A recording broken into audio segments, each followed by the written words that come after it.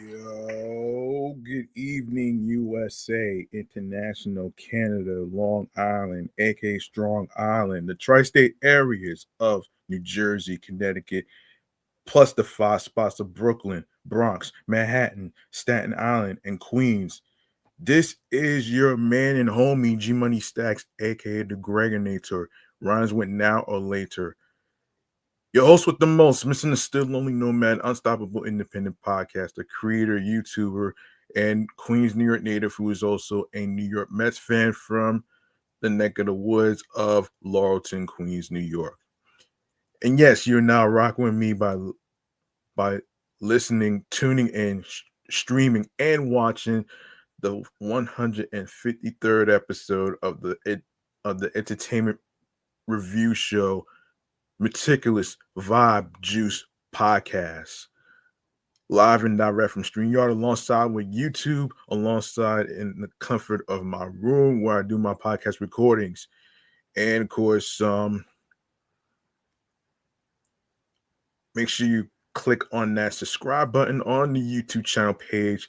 And if you miss any of the episodes whatsoever, whether it's on YouTube or any streaming platforms whatsoever that's already uploaded, please feel free to go check those episodes out if you miss any of them whatsoever. And of course, spread the word by sharing the Linktree link to your friends, your husbands, your wives, your boyfriends, girlfriends, your friends, people you are cool with from work, whatsoever. Word of mouth is important. Um, you can also show some love by showing support by leaving a review on Apple Podcasts with 5 stars. It will really help me as a content podcast host and creator and YouTuber like myself. Um, it would really mean a lot to me if y'all actually did that as well. And also, I would like to point out something actually. If you like the topics that I am reviewing or that I'm talking about and discussing, whether it's like, whether it's music news, music discographies of different artists like rappers, R&B, um, new and old movies and TV shows, and some gaming news whatsoever. You don't have to put pressure on yourself by by thinking you need to give a lot of money. No, you don't. You can any amount will be appreciated. A tip, all right? Just keep it simple. You don't need a lot of money to show a lot of support. You know what I'm saying? Now, before I begin, I'd like to actually apologize for the delay of the podcast recording. I had to take some time out because a cousin of mine's mother passed away recently, and and I wanted to be able to you know process this whole thing and be able to get through this on a day by day basis. All right, so that's why I had taken some time off though. So there you go, right there. Now don't worry, man. There's gonna be more upcoming episodes to be recorded whatsoever. And also, I want to remind y'all something actually. If you didn't know, it's going to be a lot of snow this weekend, starting from Saturday night up to Sunday morning, I believe. If if you don't have to if you don't have to go to work or anything like that, please feel free to stay home. Now, if you have to go to work, um, please be careful, be safe out there. Wear layers of clothing alongside with gloves, scarves, winter hats, even bubble coats actually helps. Gloves, mittens, whatever you wear on your hands to keep yourself warm. All right. Um, and there's going to be some and I believe there's going to be some delays when it comes to the New Jersey PATH trains. So if you ride in New Jersey PATH, if you ride in Metro North or Long Island Railroad, whatsoever, and if you take in mass transit, including like subways and buses, you might want to actually check out. Um, you might want to check out your train schedule for New Jersey PATH or Amtrak or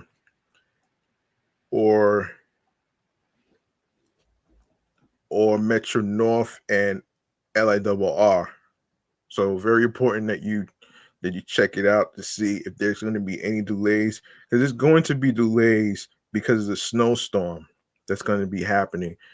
They predicted it's going to be like what, between 6 to 10 inches.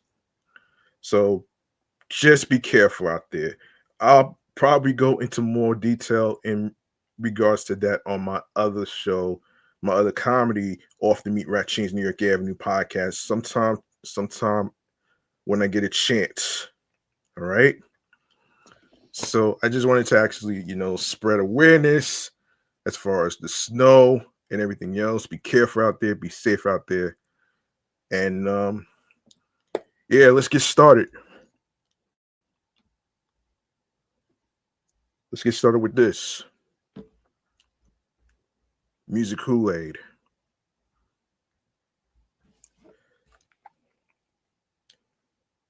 All right. Let me look for it. Here we go.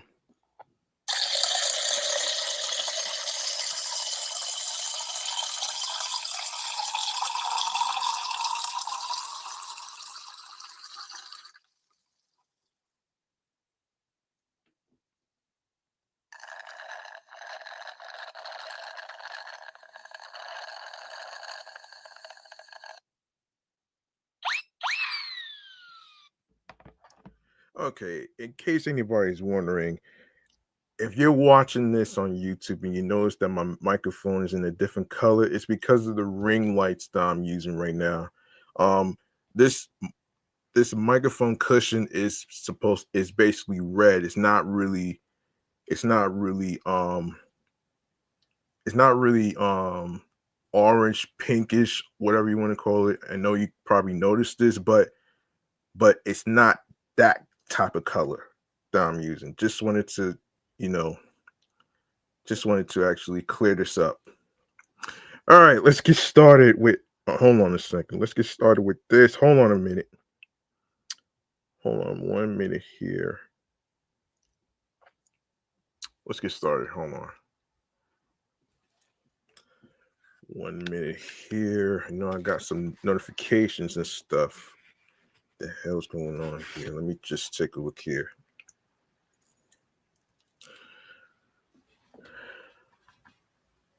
Let me see.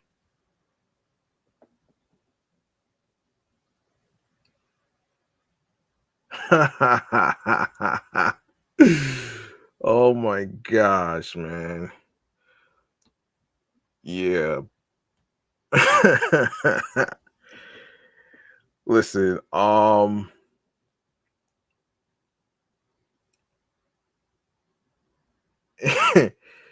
right, let me see this. What is this? Bring on the snow. Bring on the snow. Oh man.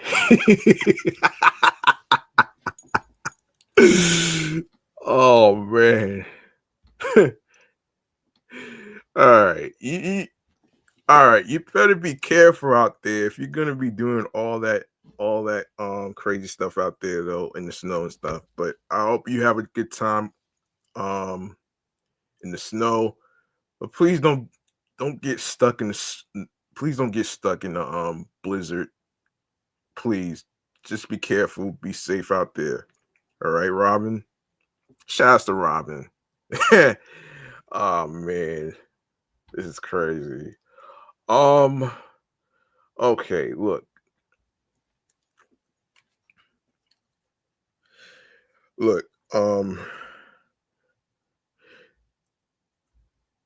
let me just get to the topic here, and then actually will address something actually, but for now, let me just get started here with J. Cole. All right, here we go. J. Cole has released the first single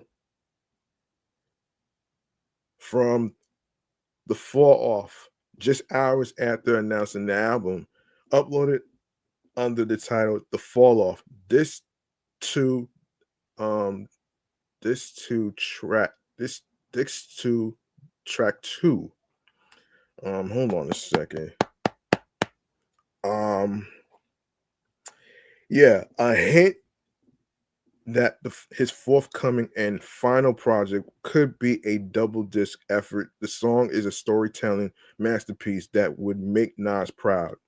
Taking inspiration from Esco's Rewind, the North Carolina native lays out his life story in reverse over soulful Southern fried production from um, DZL and Manish, touching on his death, legacy, parenthood, marriage, career, milestones, and eventually his birth. In quote, my grand my grandkids carried the coffin to the altar as they burst into tears from their shirt. The tears rise to the sides of their face and into their eyes. It's piercing with hurt. Fast forward 60 years, I got verse of the year. My purpose is clear. It's to mark, it's to murk whoever dare flirt with death. The best alive, and what you now hear, what you now hear is the work. Cole spits his confidence clearly, undented by the backlash to his decision to bow out of the Kendrick Lamar and Drake beef.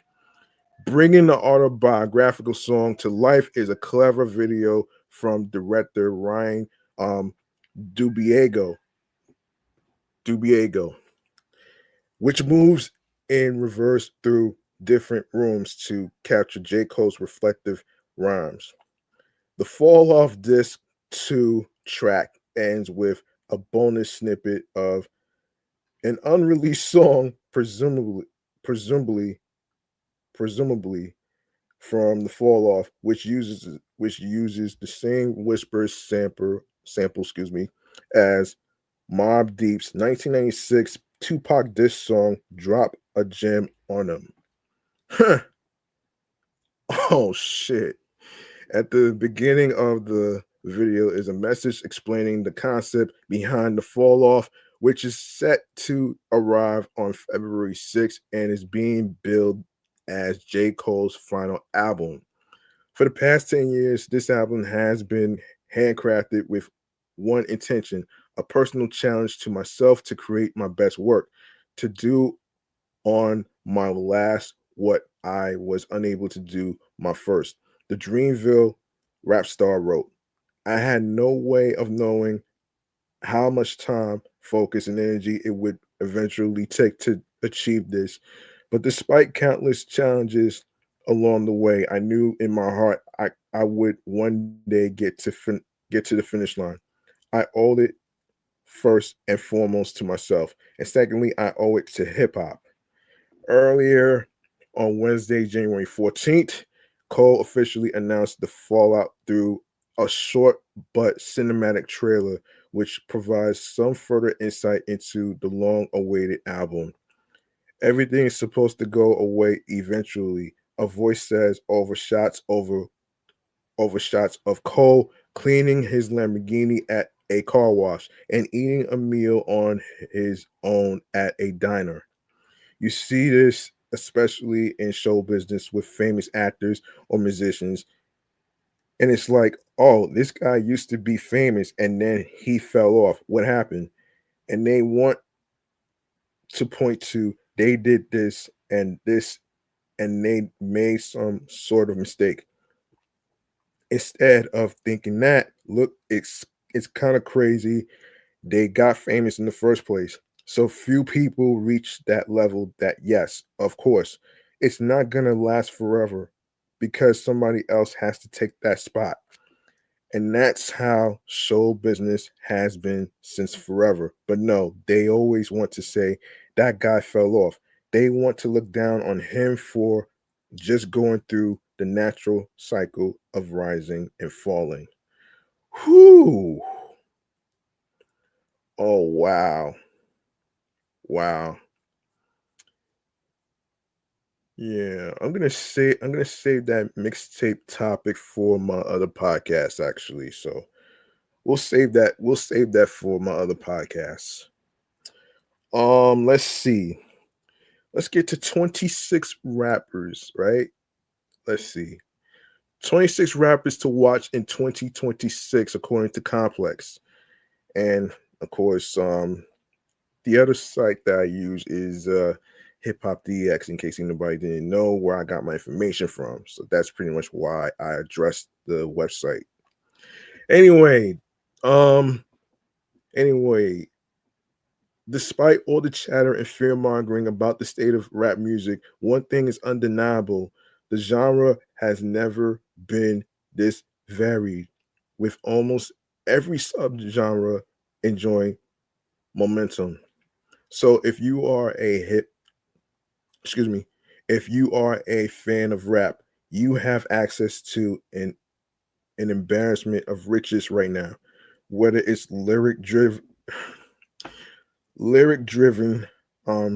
boom bap inspired raps, hyperactive, party driven flows, rage infused, high energy hip hop, or melodic, introspective pain music.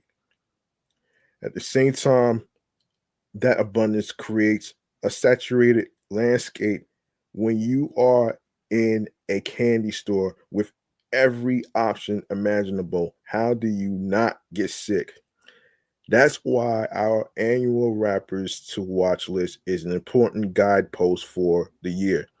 It spotlights artists who are just beginning to gain momentum, helping us um, ga- gouge where the genre might be headed next.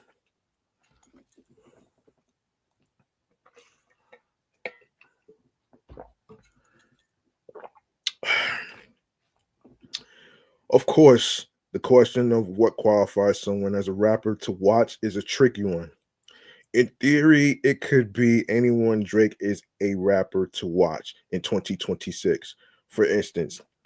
But this list focuses on artists who started buzzing over the past year or so and who we expect to take another leap forward creatively, but also in terms of reach. Last year's list included names like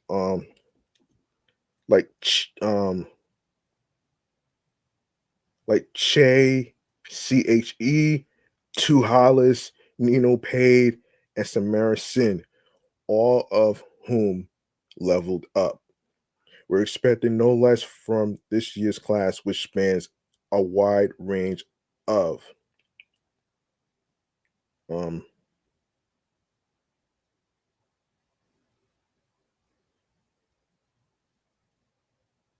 all right, so let me see. So you got SD Kid, ESDEEKID. Let's see. So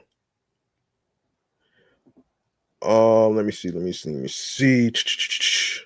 For fans of Yeet, Central C, Lancey, Fox. Listen to these songs first. Four Raws, Miss featuring Rico Ace, Century.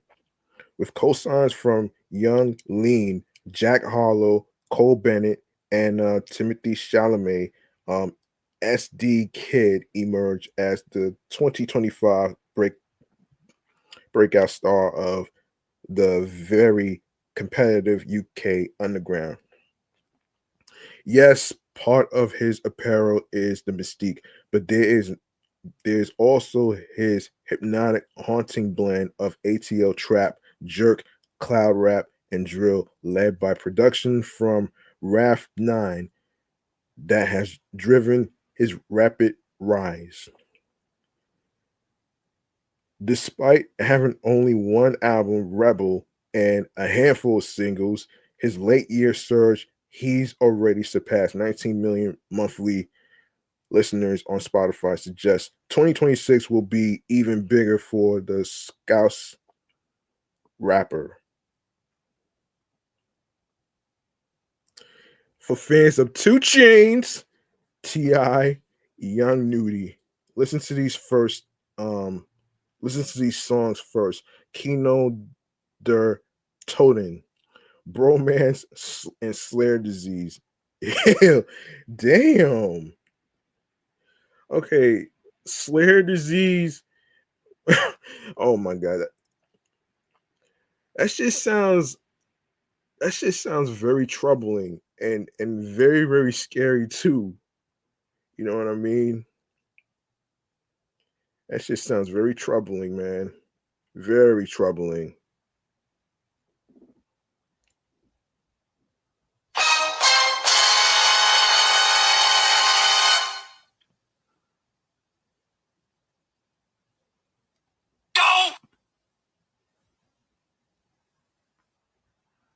Oops.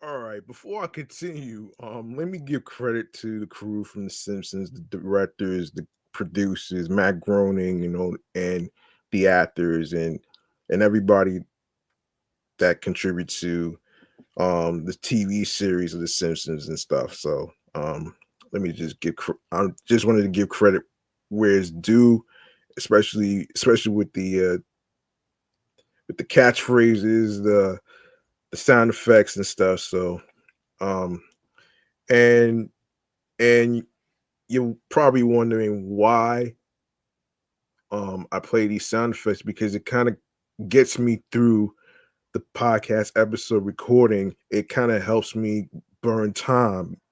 You feel what I'm saying? And also, I want to address um, the fact that the only time I show my face, that's if I'm introducing the podcast, and where to go as far as like YouTube and everything else, like Apple Podcasts and stuff like that. And and before I wrap up the show, that's when I do my last segment, which is stream choices on the go. That's when I'll tell you where you could actually listen to the episodes, where you can follow on social media and all that other stuff. That's the only time. That's the only times I'll show my face. I don't really show it in the middle of the episode, because I have more than 5 topics to talk about, and I don't want to forget. What I'm going to be discussing. So there you have it right there. Now, let me continue where I left off here. Yes, so in 2026, aesthetics matter just as much as the music, and it's rare when an artist excels at both. Sword wielding zucchini does so with ease, blending the catchy hooks of 2010's ATL trap with the starkness of the Cardi influenced underground wave. The Atlanta native cuts through with bouncy production, carefree songwriting reminiscent of prime era Thug, and a one of one medieval aesthetic that places him in a lane entirely his own, dropping a pair of impressive projects in 2025, Slatanic and Night Shift. Um, Zookni, excuse me. If I pronounced it wrong, I apologize. I think it's Zookni or Zucchini, however you pronounce it.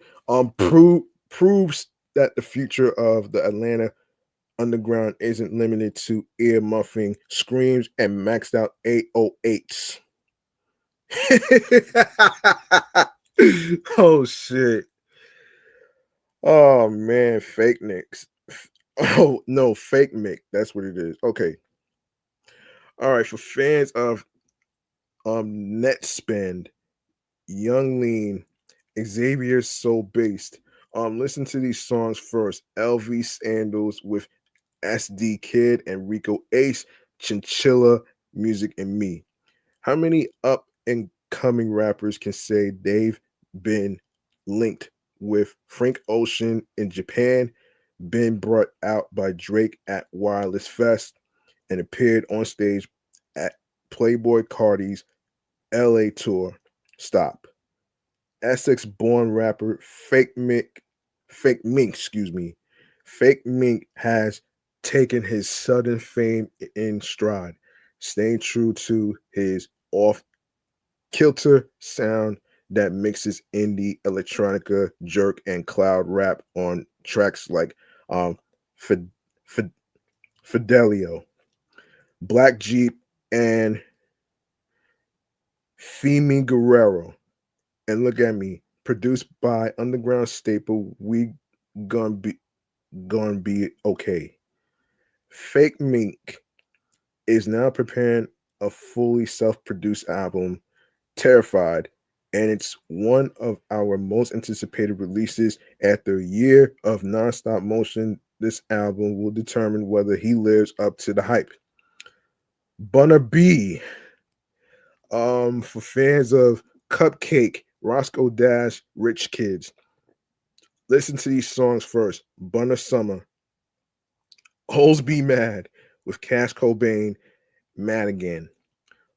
Bunna B may have had Atlanta's biggest come up of 2025. Unlike UK Nice and Pluto, who have flirted with other styles, Bunna B has stayed committed to bringing back the futuristic era, a late 2000s inspired sound that Metro Boomin put a spotlight on, merging lighthearted synths, dramatic strings, and a jubilant flow. The results speak for themselves. Tracks like Bunna Summer, In It, Mad Again, and an anti-carceral state anthem, Free Him, showcase a rapper with a style that is sometimes goofy, sometimes acidically funny, oh, but always a great time. Oh shit, acidic funny. That's funny, man. That's a weird way to actually describe that shit, though.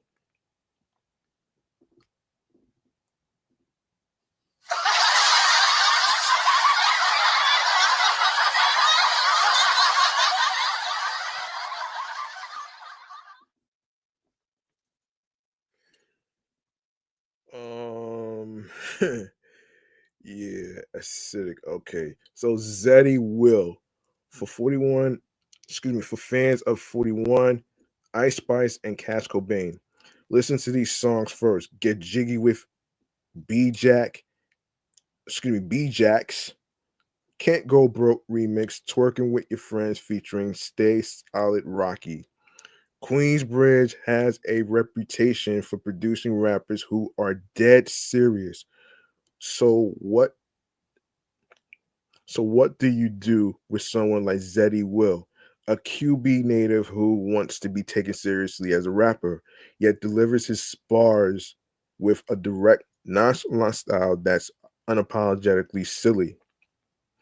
Zeddy is deeply versed in hip hop history, and he channels that knowledge into some of the most addictive party ready jams in New York City rap. Last year, he dropped two standout tracks: Get Jiggy, a house hop summer jam with New Jersey's B Jax, and Can't Go Broke remix, a slightly darker but still excuse me, self self-deprecating banger. I apologize. I almost thought it said depreciate, so I apologize for the slip up. Pluto, just like the ninth planet. For fans of Sexy Red, Monet Leo, and Mellow Bucks, listen to these songs first. Whim Whammy featuring UK Niece, Motion featuring Sexy Red, What the Fuck. Some rappers spend their whole careers chasing a song of the summer anthem. For Pluto, she got some. Excuse me. For Pluto, she got one with her second song recorded, Whim Whammy, which features frenemy YK Niece. Songs like that and Motion with Sexy Red might have established her within that nostalgic Atlanta sound. But she actually hits a lot more pockets, often channeling the energy from her collaborators. She does drill. How you feeling with Narco Wick? She can be melodic and mournful. Keep My Head Strong with Little Papa, and she could even make ballads. How you feeling with Rilo Rodriguez? Too Slimy for fans of Laser Dim 700, Osama Sun, and Che. or Chi, however you pronounce it. Listen to these songs first: Meat, Rock, and Vet. You thought Chi was extreme? Well, Meat Too Slimy, the Oklahoma bred rapper, sits at the cutting edge of internet rap, pulling from hyperpop, rage, digicore, and noise. His music is not for the weak, built around overstimulating blasts of bass, distortion, and bouncy rhythms. Everything is pushed to the limit, from aggressive auto tune to blown out 808s that feel like standing next to a subwoofer. Subwoofer. Woofer. Oh man. It can be a lot, but when the formula clicks, it makes for especially catchy tracks like Meat, where a hypnotic synth melody and the looping shorty in love with the meat hook have you singing along long after the song ends. It might sound goofy to some, but Too Slimy is pushing rage rap to its outer edges. And the only real question is how much further he's willing to go in 2026. That you gotta have to wait and see. Tezes, Tezes. For fans of Young Thug, Sob Baby, and Little Keed, listen to these songs first. Bada Bing, Bada Bing, Bada Boom with Diamond, outro Brazy featuring Picasso. The Underground Collective Way has already started the year strong with their ruckus underground sound cipher. The de facto leader of the collective is Tezis, who channels the warp, elastic energy of his mentor, Young Thug, twisting his voice through strange flows over airy, psychedelic production. His music floats between chaos and melody, filled with bars about fame, money, and desire. That sound has already drawn major attention in the Kids Takeover interview. Tezis said Playboy Cardi, Young Thug, and NBA Youngboy all tried to sign him, with Thugger ultimately winning out. Notably, his performance with Diamond on Bada Bing, Bada Boom was a highlight of Young Thug's Complex Con set. Um,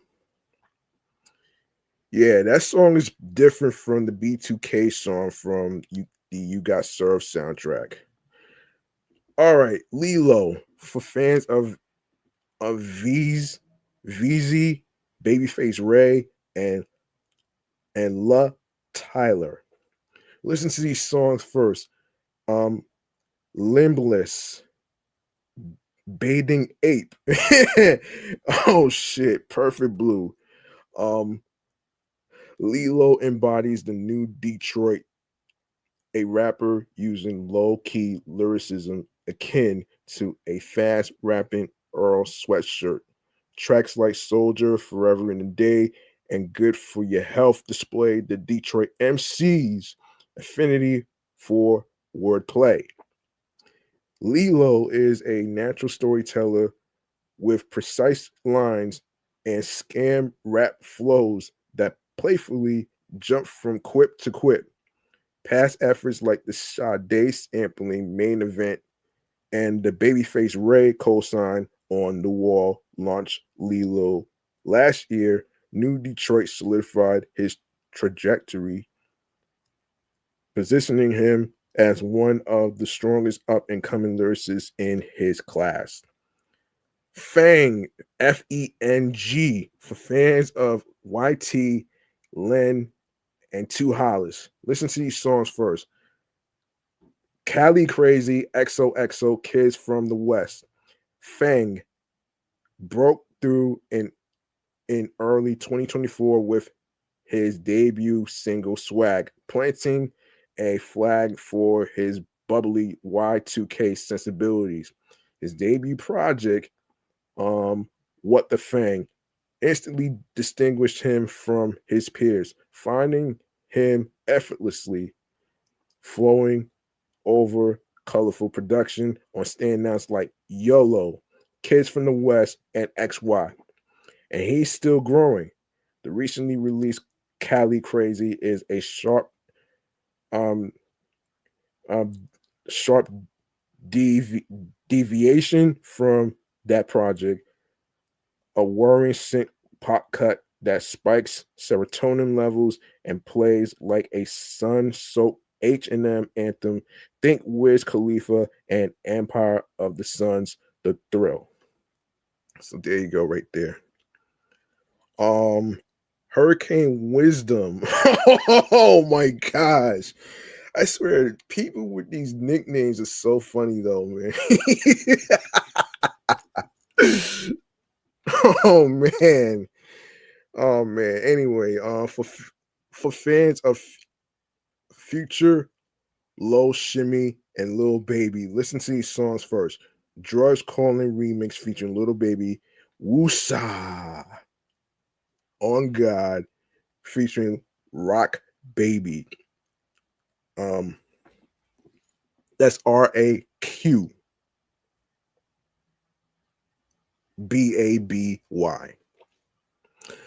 From Kendrick Lamar's Michael Jordan to Chief Keef's Kobe to the Migos' Charles Barkley, there have been plenty of great rap songs named after even greater basketball players. It's awesome to see. It's awesome to see another join the rafters. This time with Hurricane Wisdom's Giannis or Giannis, however you pronounce it. The only rap song named after a hooper to feature steel drums. Um, Giannis or Giannis was the breakout. The Tallahassee, Florida rapper kept working, often taking influences and samples from other artists and transforming them into his own bluesy concoction, like the future inspired banger Drugs Calling, the Triple X Tentacion sampling Hope, or the depressingly titled Monday, which flips the sample source of Ice Cube's It Was a Good Day. So Camo for fans of Travis Scott, Don Toliver, and Lil Tecca. Listen to these songs first. Keep Steady, Soulless, and Shot Caller. So Camo's sound is hard to pin down. One moment he's singing falsettos over the R&B laced keys of Keep Steady. The next, he's delivering trap bangers like the Justin Bieber cosign 200. In 2025, he released his debut album, No Service, which dabbles in trap, neo soul, and R&B, seamlessly blending those influences into a polished, accessible collection of ear candy bops. YK Niece for fans of Gucci Mane, OJ the Juice Man, and Rocco. Listen to these songs first. Take Me Through There. That's DERE, not THERE, with Metro Boomin, Quavo, Bluesky, and DJ Spins in it with Bunna B. Friend Do remix with Belly Gang Cushington. Unlike Bunna B and Pluto, like the planet, YK Niece has yet to release a solo album, but she's been on a crazy feature run that leaving her out would be absurd. There's a song, there's her song stealing verse on Metro Boomin's Sunny Take Me Through Dare. Her high energy appearance on Wham Whammy, her peak shit talking on Bunna B's In It, the X-rated raps on Belly Gang Cushington's Friend Do, and even a sneaky heater on Bad Baby's Ridiculous Yams. Yum. Lil Noonie. Oh man, for fans of Lucky, Chucky, and Skrilla, listen to these songs first. Mari Glock with Lil Psy, Ready or Not in Action. Last month, Chicago rapper Lil Noonie got one of the most coveted endorsements in rap right now, the Northwest Coastline. For some, this might be surprising. Lil Noonie is more rooted in drill than in any, than in the zany, unhinged sounds of the rap underground that North usually aligns with. His songs are unsparingly dark and bleak, delivered in the breathless style young drill rappers' favorite.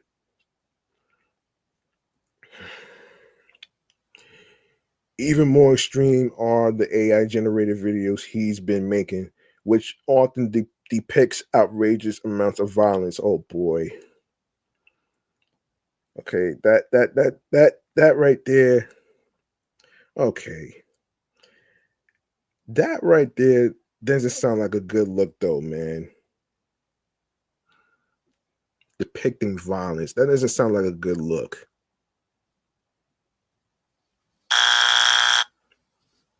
Yeah. Okay. Marco Plus.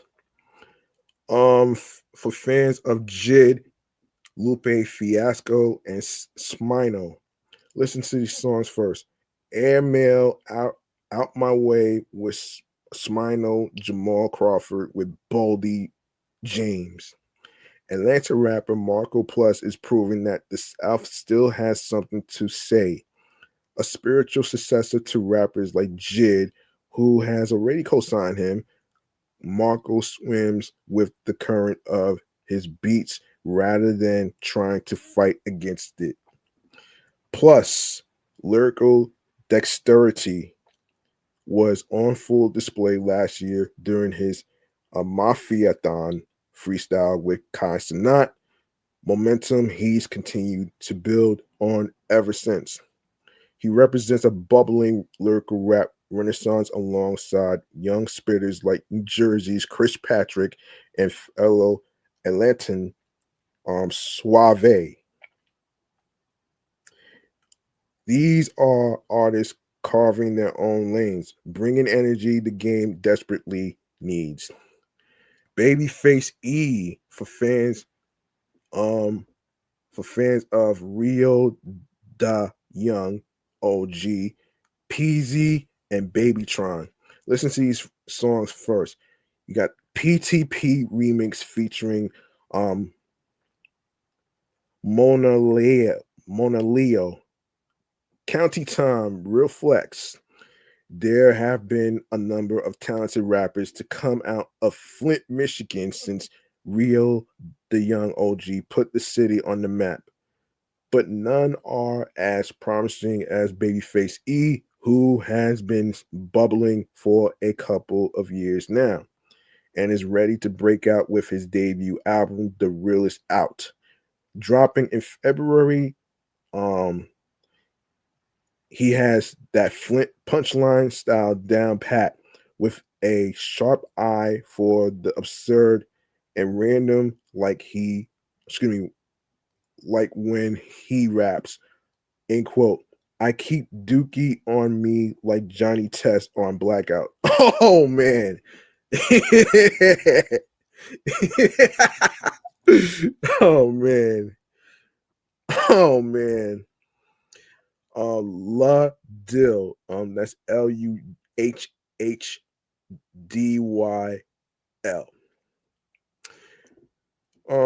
For fans of Nino Page and Scarface, listen to these songs first. Wouldn't Believe, featuring Lil Tony, Prayed For, Night and Day, featuring Babyface E and One Up T.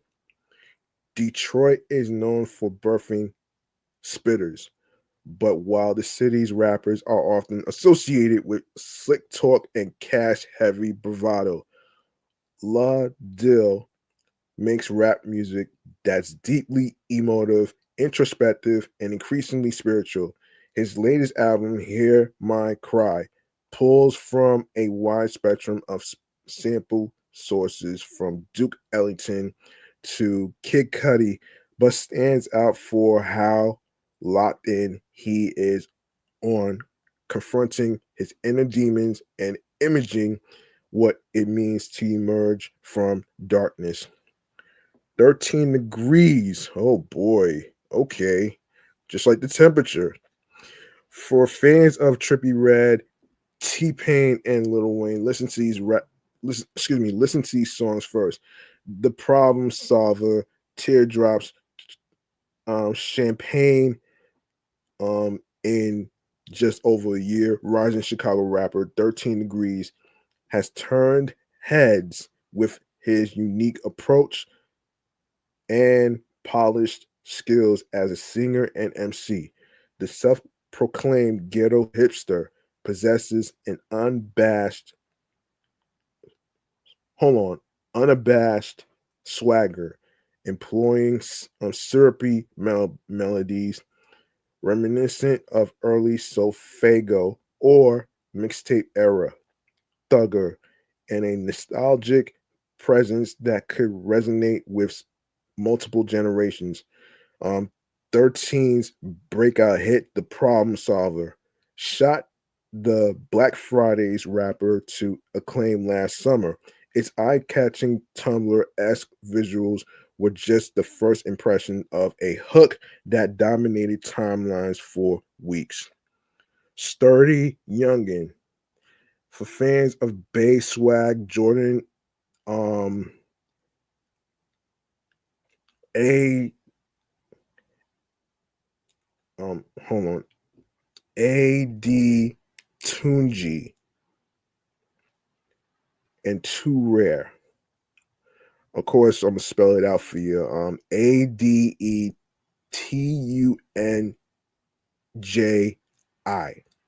So there you go. Listen to these songs first. Tripping with all that's all that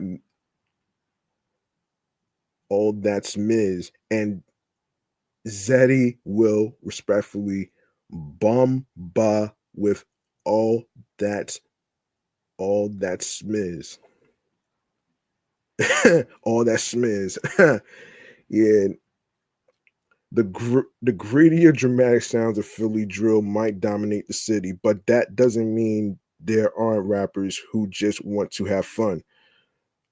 Sturdy Youngin takes familiar sounds from the past and speeds them into something you can dance to.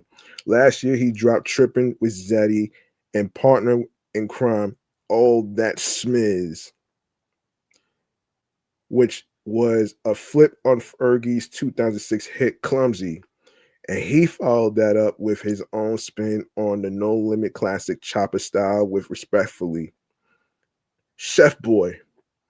For fans of Kendrick Lamar, J Rock, and YG, listen to these songs first. Gang Gang featuring Rose Crans, Hop Out, YS Fofo 8, and Hitter J3.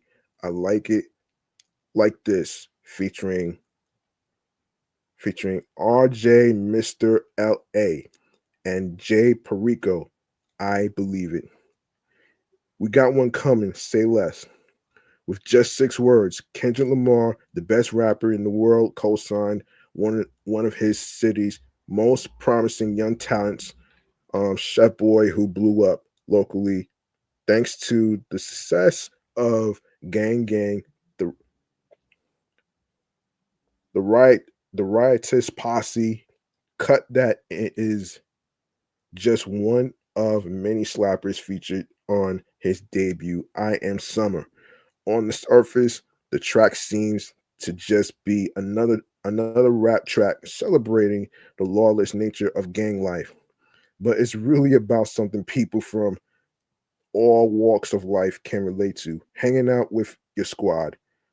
And I be sliding down Rosecrans with my friends, he raps on the intro. Apollo Red 1. For fans of Ken Carson, Destroy Lonely. Oh, man.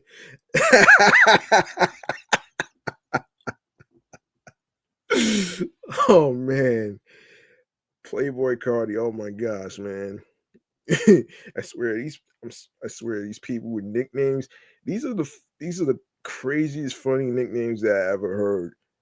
But there's a story behind them anyway, so I'm not going to get into that right away. But anyway, listen to these songs first. Georgia Boy, Red Flag, Face Tattoos. As the latest figure in Opium's orbit, Apollo Red 1, Playboy Cardi's cousin, leans more melodic than his peers, drawing influence from indie acts like Girl in Red, and Claro, who even inspired his name. His sound offers a woozy, more restrained take on rage beats, not rage baits, rage beats, backed by laid back flows that chronicle his come up and his struggles of newfound fame. With his upcoming project, Demon Heart Radio, Apollo has the biggest opportunity of his career under Cardi's wing. Few rappers can say one opium jacket, got it from my cousin. Salamata, for fans of Mike, Doja Cat, and Samara Sin, listen to these songs first. You Know Who You Are, featuring Mike, Moonlight Foil. With cosigns from Mike, standout appearances on the radar, and a rap style that merges versatile flows with inclusive wordplay and a splash of Brooklyn spunk. Salamata made noise last year. The Happening, which dropped in December during the end of year rush, emerged as one of the year's most unexpected treats. Headband, for fans of Youngboy, Never Broke Again, and Boozy Badass. Listen to these songs first. Boo and Ian Lyon. This is one of the newer names on the list, but Headband has gained so much momentum that it's hard to ignore him, especially since within the last couple of weeks. He's had his breakout Boo become a viral hit on TikTok. A lot of the attention comes from how much the Baton Rouge rapper sounds like YB. But there's something charming about the song, which taps into New Orleans' long lineage of flipping horror movie sounds and merges it with a wacky video aesthetic reminiscent of A Nightmare on My Street. And of course, I'm sorry for the loud car that's passing by my crib. All right, so Lil Tony, for fans of Starlito, CEO Trey, CEO Trey Trail, TRAYLE, and Witch Doctor. Damn. Oh shit. Listen to these songs first. Can't Leave My Bible, Miss Key, Overcame featuring Nino Paid. Google Little Tony and you'll find several podcast interviews where the rapper talks about finding Jesus Christ. At just 21, he has lived a life going from time in jail to becoming a born-again Christian rapper. Faith is a key part of his music, but he approaches without lecturing. Instead, he has a searching, at times heart-wrenching perspective. In some ways, he's kin to the Dungeon Family. Songs like Can't Leave My Bible and Talking to Jesus carry the grit and soul of a Witch Dr. Track. Fat Mac. He's not even fat, man. Oh shit. For fans of Rod Wave, Lil Papa, and Polo G, listen to these songs first. Um IRL.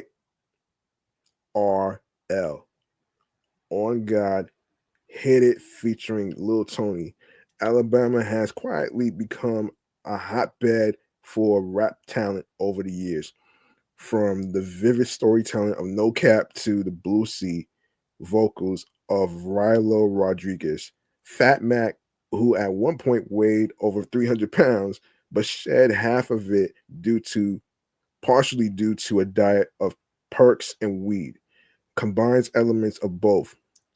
He's entrenched in the genre of gut wrenching emo street rap, but with a vocal delivery that is slightly higher pitched and more energetic than some of the more self lacerating rappers of a similar ilk. Rico Ace for fans of Dave Skepta and Jim Legacy.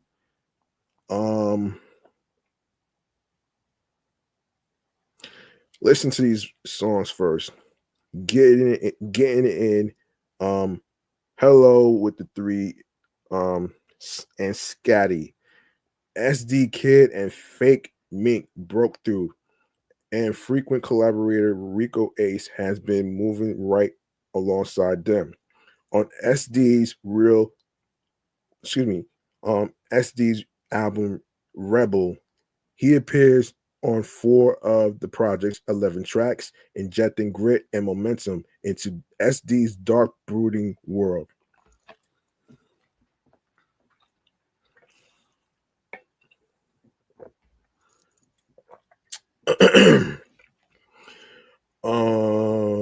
Let me see, where was I?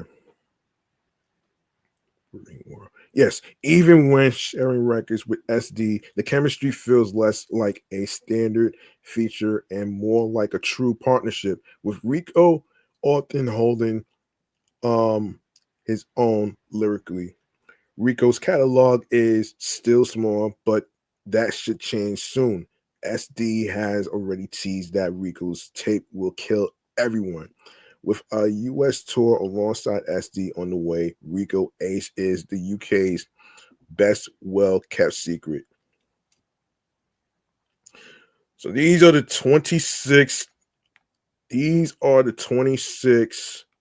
um these are the 26 rappers you should look out for in 2026. All right.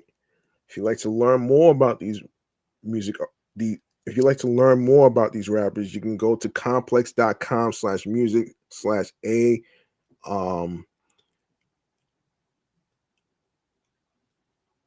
Yeah. When you go there, you're gonna see the article right there. So you'll know what I'm talking about. All right. Let's see. What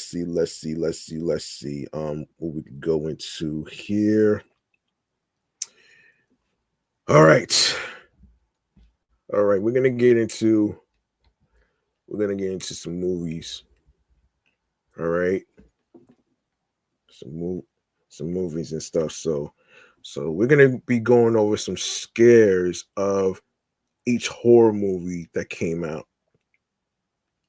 Whether it's old or new. Um, so I'm gonna actually go into. Let me just set up my soundboard here, so I can set up the soundboard so I could get into the segment right here. Okay. Yeah. Okay. Here we go. Time for the Chillax Man Cave Popcorn Lounge.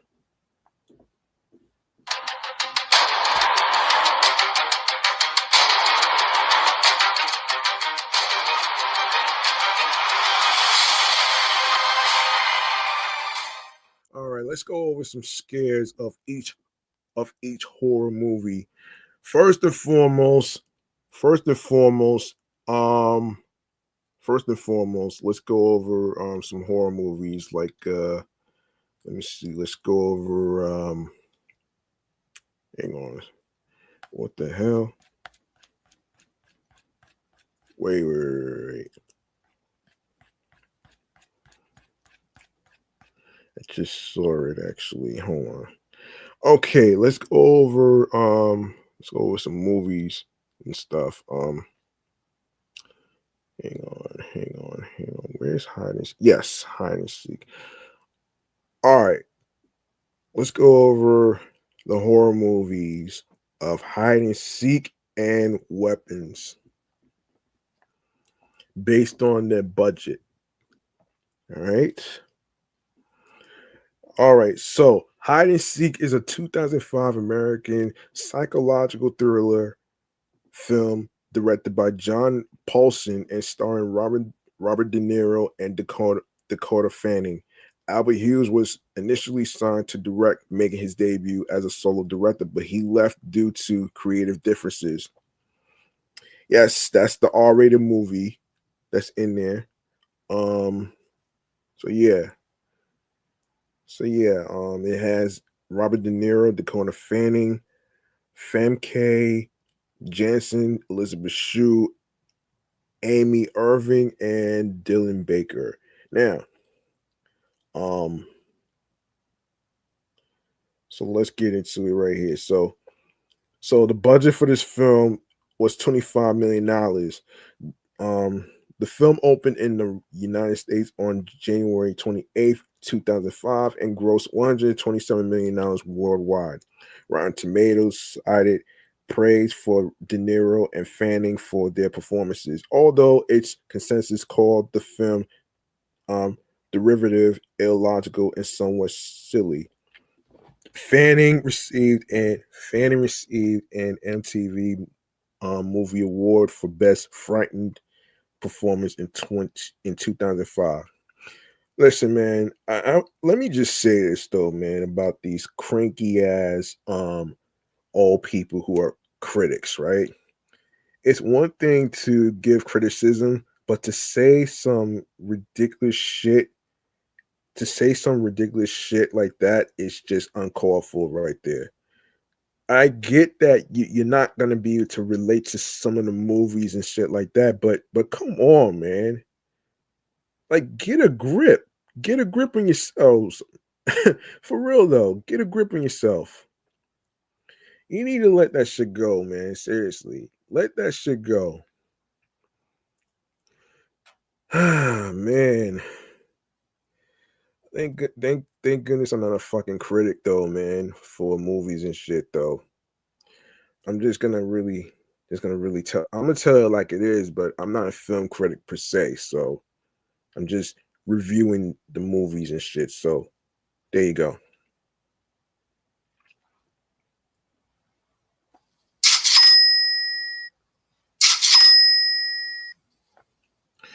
Alrighty then. Okay, so the release. Okay.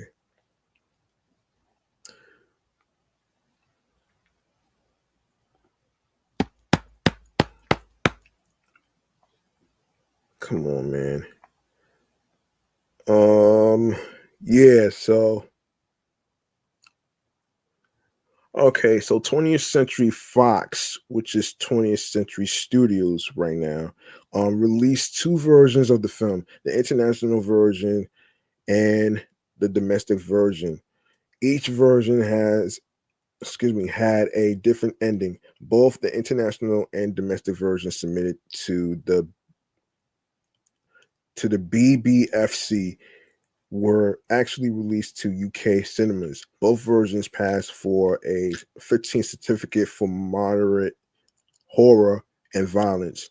The film was released on DVD on July 5th, 2005 in the US and on July 25th, 2005 in the UK.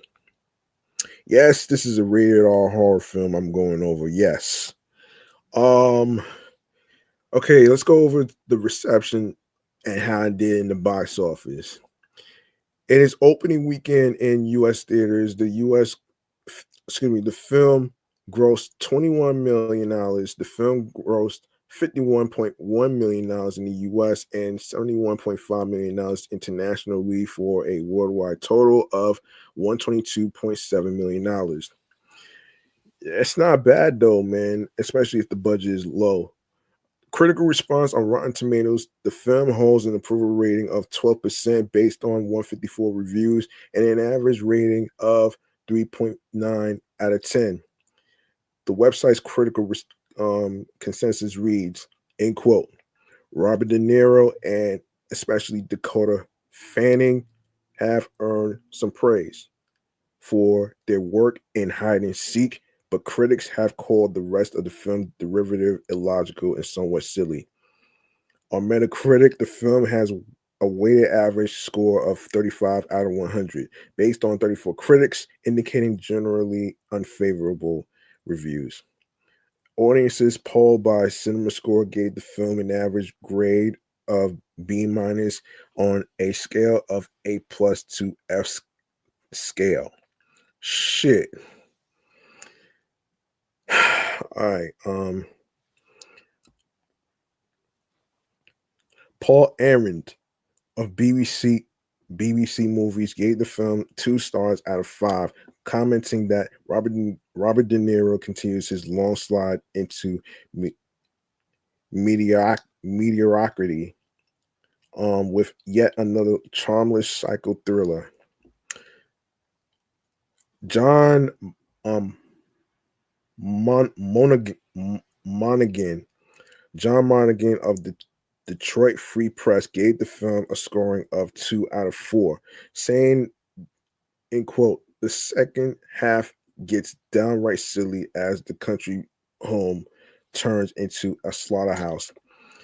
What could have been a Sixth Sense style intelligent thriller heads straight for the drive-in, though it's still handled with considerable skill.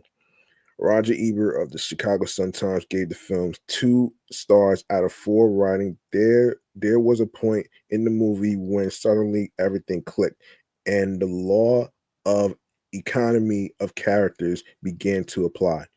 That is the law that says no actor is in a movie unless his character is necessary. According to the New York Times, the film was hampered by budgetary restrictions, and the Toronto Sun said that it was one of De Niro's worst. Let me hold on before I continue this shit though. Let me tell you something. Folks. Episodes ago, I remember I actually in episode 1 or 3, you probably remembered I reviewed a military movie called The General's Daughter. Now, the rated R movie, I said that it wasn't a perfect movie, but it was decent. And I could probably say the same thing with Hide and Seek. It was decent. It may have made back its money. So, you know what I'm saying? You know what I'm saying? And you know something, fuck the critics, man. You can watch any movie that you want that you enjoy. Fuck the critics. It's just grouchy old men who are so cranky and expects every fucking movie to be so damn perfect. Like I think the problem with some of the film critics, they are so busy overthinking every movie and the storyline. Like, can you just take a damn chill pill already? Like, chill out. Chill out already. But guess what though? Robert De Niro's making more money than the fucking film critics anyway. So there you go. Anyway, let's get to the accolades of the nominations for Elizabeth Shue and Hide and Seek for the Teen Choice Award. Got a nomination for Choice Movie Scream Scene and Choice Movie Thriller. And of course, Dakota Fanning won for Best Frightened Performance for the MTV Movie Awards, and the Golden Trailer Awards. Hide and Seek won for Best Horror, and Fangoria Chainsaw Award. Dakota Fanning got a nomination for Best Actress. So there you go, right there. Now we go to last year's scares of weapons.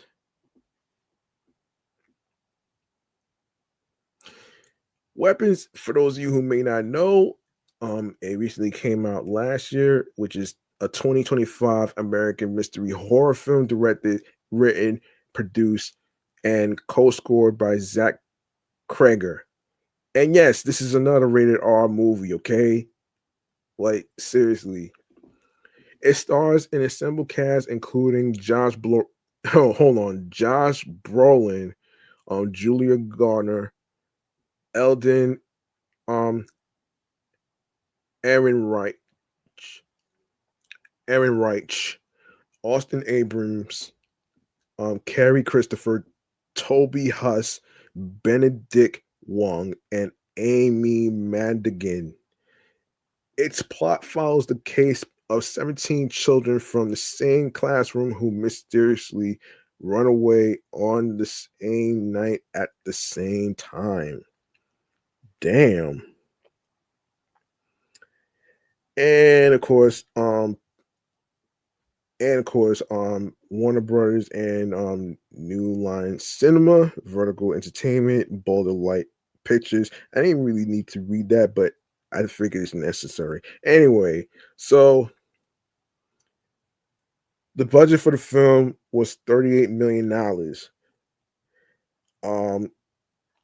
And of course, I'll break this down actually.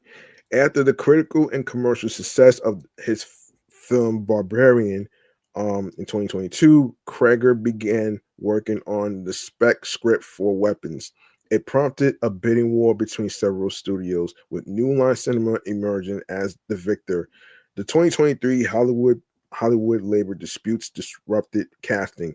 It initially ran from May to July 2023 before several actors dropped out due to conflicts. Casting resumed in February 2024 and ended in May of that year.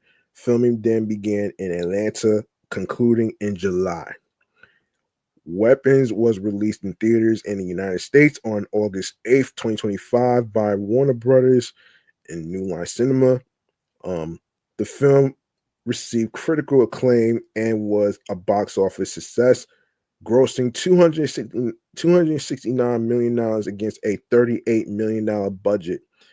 Madigan received nominations for an Academy Award and a Golden Globe Award and won the Critics' Choice Award for Best Supporting Actress. All right. That was it. That was interesting. Okay. Come on. Wait a minute here.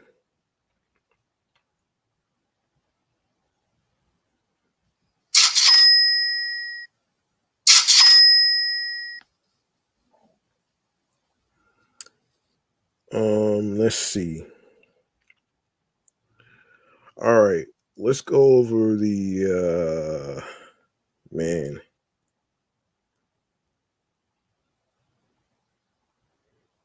Yeah.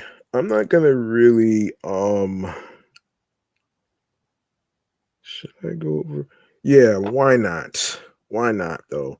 Let's go over the production. All right, so after the financial and critical success of his film Barbarian, Zach Kreger began work on a new spec script titled Weapons. It has been described as a horror epic with a more personal story for the filmmaker, inspired by Paul Thomas Anderson's film Magnolia in 1999. Dennis um, Villeneuve's Prisoners 2013, and Jennifer Egan's novel A Visit from the Goon Squad. Kreger was inspired to write the screenplay after the death of his close friend and collaborator Trevor Moore. A reference to a sketch written by Moore for The Whitest Kids You Know was added into the finished script. The screenplay entered the market on January 22nd, 2023, sparking interest by Netflix, New Line Cinema, TriStar Pictures, and Universal Pictures. According to Kreger, within 90 minutes of electronically distributing the script to the studios the following morning at 8, Michael DeLuca, CEO of Warner Brothers Pictures, contacted him to close the deal. New Line secured the rights within 24 hours after offering $38 million to cover all costs, including production and salaries, with Kreger receiving $10 million as a writer, director, and producer and final cut privilege, in addition to a guaranteed theatrical release. Universal offers $7 million less than Warner Brothers. Jordan Peele's company, Monkey Paw Productions, participated in the bidding war in conjunction with Universal. Peele dismissed longtime managers Joe Zadig, and Peter Principato, the latter of whom was also Kreger's manager after losing the opportunity. Kreger's CAA agent, Joe Mann, negotiated a $10 million upfront fee, of which Kreger deferred $2 million in return for 50 back-end points on the film. Revisions to the script following the sale included having Archer apologize to his employees during a scene at a construction site, as well as having Alex steal the name tags for Aunt Gladys. And the casting in May 2023, Pedro Pascal and Renate Reinsve were announced as part of the cast. Kreger later confirmed that the original cast included Pascal and Reinsve alongside Brian Tyree Henry. And for those of you who may not know, that he plays the voice of Smokey the Bear. All right. In case you didn't know, he plays the voice of Smokey the Bear. He also did Atlanta, and of course, he did a couple of movies and stuff. So, of course, check out his work. And Austin Abrams. Production was delayed by the 2023 Hollywood labor disputes, which created schedule conflicts for the four actors, particularly for Pascal, who had several projects lined up. In February 2024, Josh Brolin replaced Pascal. In April, Julia Garner and Alden Ehrenreich were cast in the film. In May, Benedict Wong, Amy Madigan, Austin Abrams, Carrie Christopher, and June Diane Raphael joined the cast. Abrams was the only cast member from the original cast to remain in the final film, explaining, in quote, "I loved the part and I didn't want to let it go. So I just really held on because I really wanted to do it."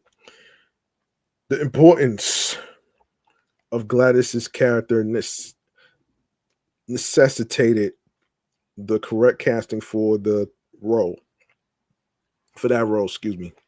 Kreger recalled liking Madigan's performance in Field of Dreams, 1989, and believed she would give a great performance after spotting her in a list of potential casting choices. According to him, Madigan saved the film. When discussing the character, he stated that he gave her two options as to Gladys's origin: one where she was a regular person using witchcraft to prevent her dying from an incurable condition, and one where she was instead an immortal creature performing an approximate simulacrum of a human being. But that he did not ask her which one she chose.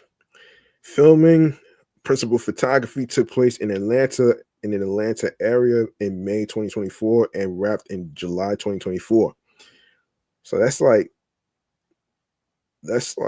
from May, June, that's like 3 months.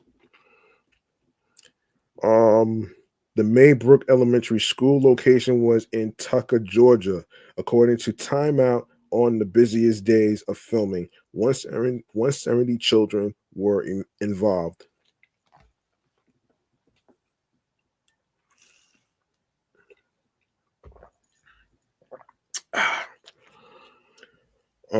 Child labor coordinators were enlisted to keep the kids engaged outside of filming.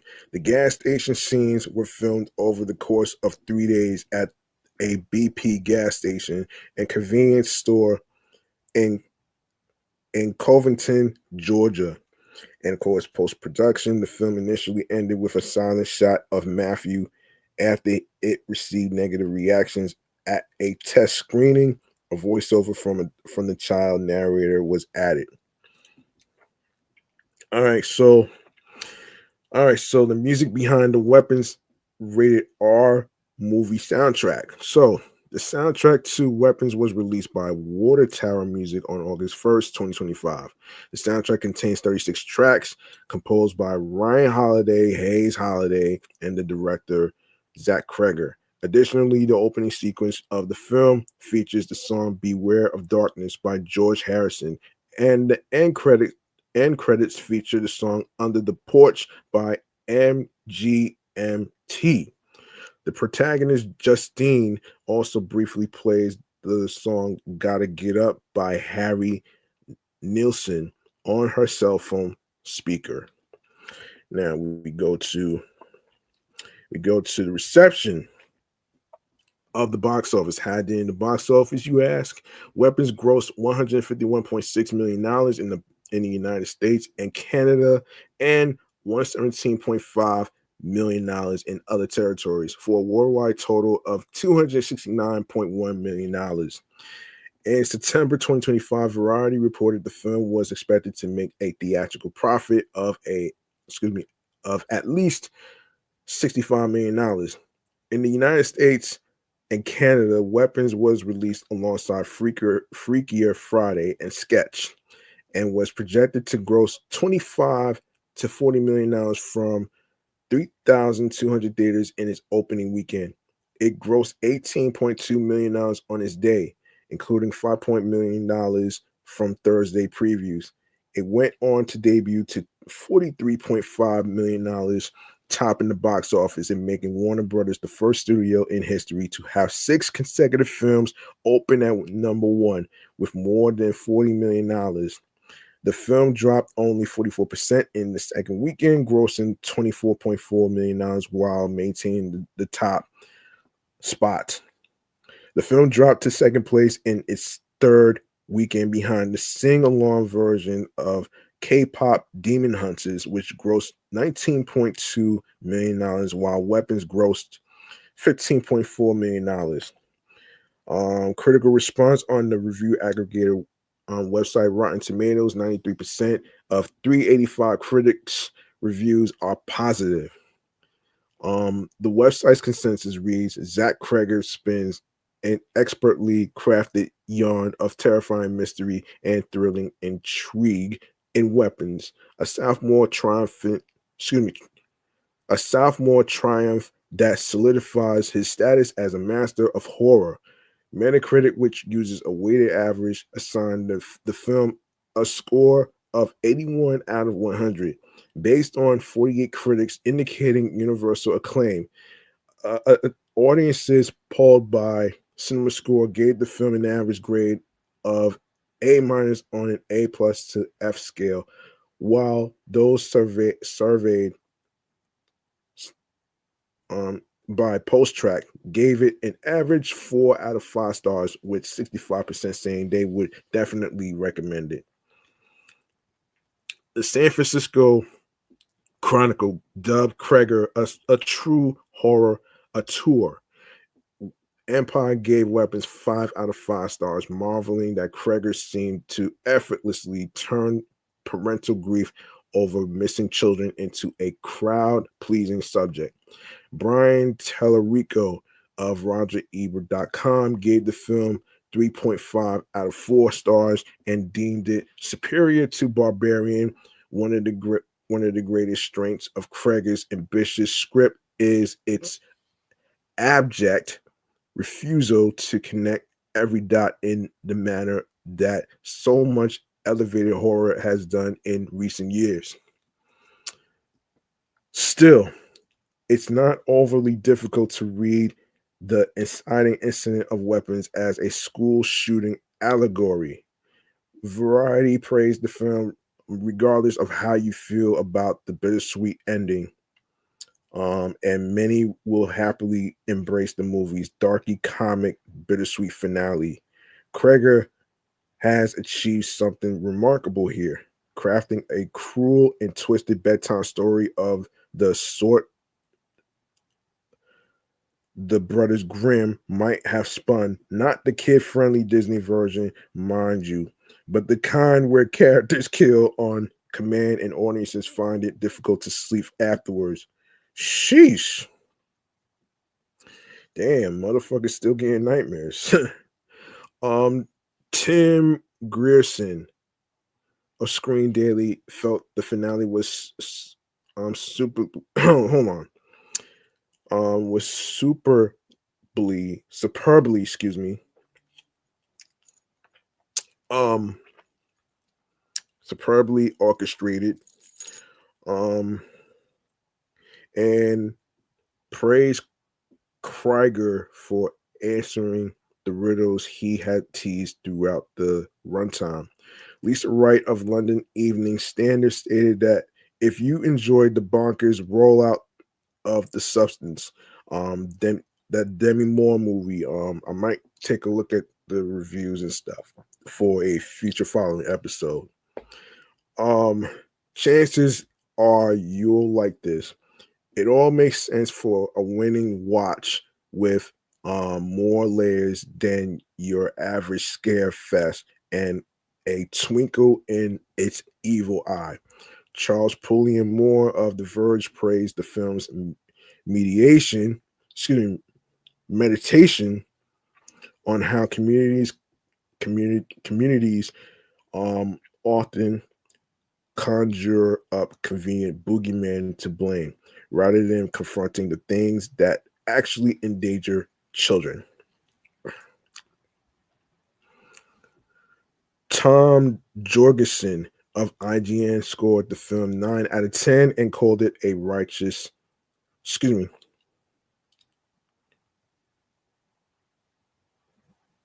righteous, fully actualized genre bender in which writer director Zach Kreger hones Barbarian's blend of unbearable tension and dark humor to a new level of razor sharpness. Um, the Associated Press gave the film 4.5 out of 5 stars. If Barbarian came out of left field 3 years ago and herald an exciting new voice in filmmaking, Weapons doesn't disappoint, but it doesn't have the advantage of surprise.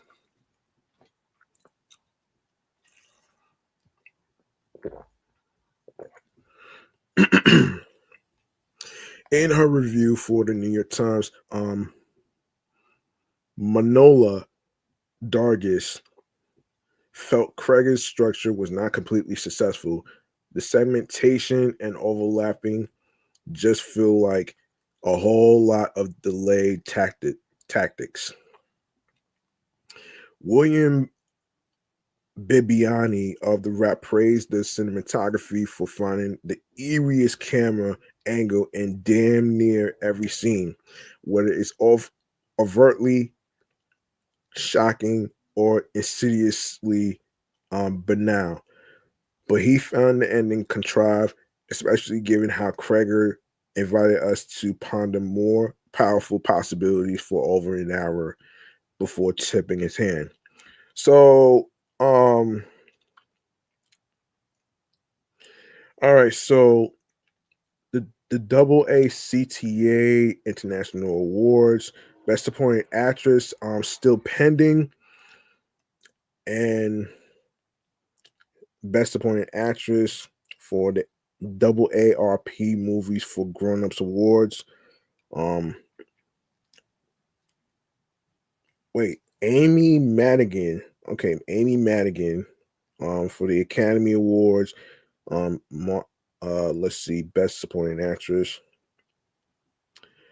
Everything's pending for now. Actually, if I see any new updates, I will circle back. Of course, Academy Awards, yeah, Amy Madigan. Actor Awards for Outstanding Performance by a Female Actor in a Supporting Role, and Best Supporting Actress for the Alliance of Women Film Journalists. For nomination. Julia Garner got a nomination for the Oscar Film Awards for Best Actress. Amy Madigan won for Best Supporting Actress. Zach Kreger, and alongside with Scarlett Cher, got a nomination for Best Original Screenplay, Best Voiceover Performance, Best Horror. Weapons won for Best Horror or Thriller Feature. Lilo Satkovich, Meliza Wheat, and Jason Collins got a nomination for Best Makeup and Hairstyling. Of course, Weapons won for Best Marketing. That's the Astra Film Awards. Townsend Wells got a nomination for Best Second Unit Director. And of course, Weapons is the runner-up for most anticipated film for the Astra Mid-Season Movie Awards. Weapons got a nomination for Best Picture for the Austin Film Critics Association. Amy Madigan won again for Best Supporting Actress. Zach Kreger and Joe Murphy got a nomination for Best Original Screen, Best Editing. Amy Madigan won for Best Supporting Actress for the Boston Society of Film Critics and the Chicago Film Critics Association. Amy Madigan got a nomination for Best Supporting Actress. And Trish Somerville is still pending for the Costume Designers Guild for Excellence in Contemporary Film. Amy Madigan won for Best Supporting Actress for the Critics' Choice Movie Awards. Carrie Christopher, alongside with Zach Kreger, Lilo Sakovich, Meliza Wheat, and Jason Collins got a nomination for Best Young Actor and Actress. Best original screenplay, and Best Hair and Makeup. And Amy Madigan is the runner-up for Best Supporting Actress for the Dallas-Fort Worth Film Critics Association. And also pending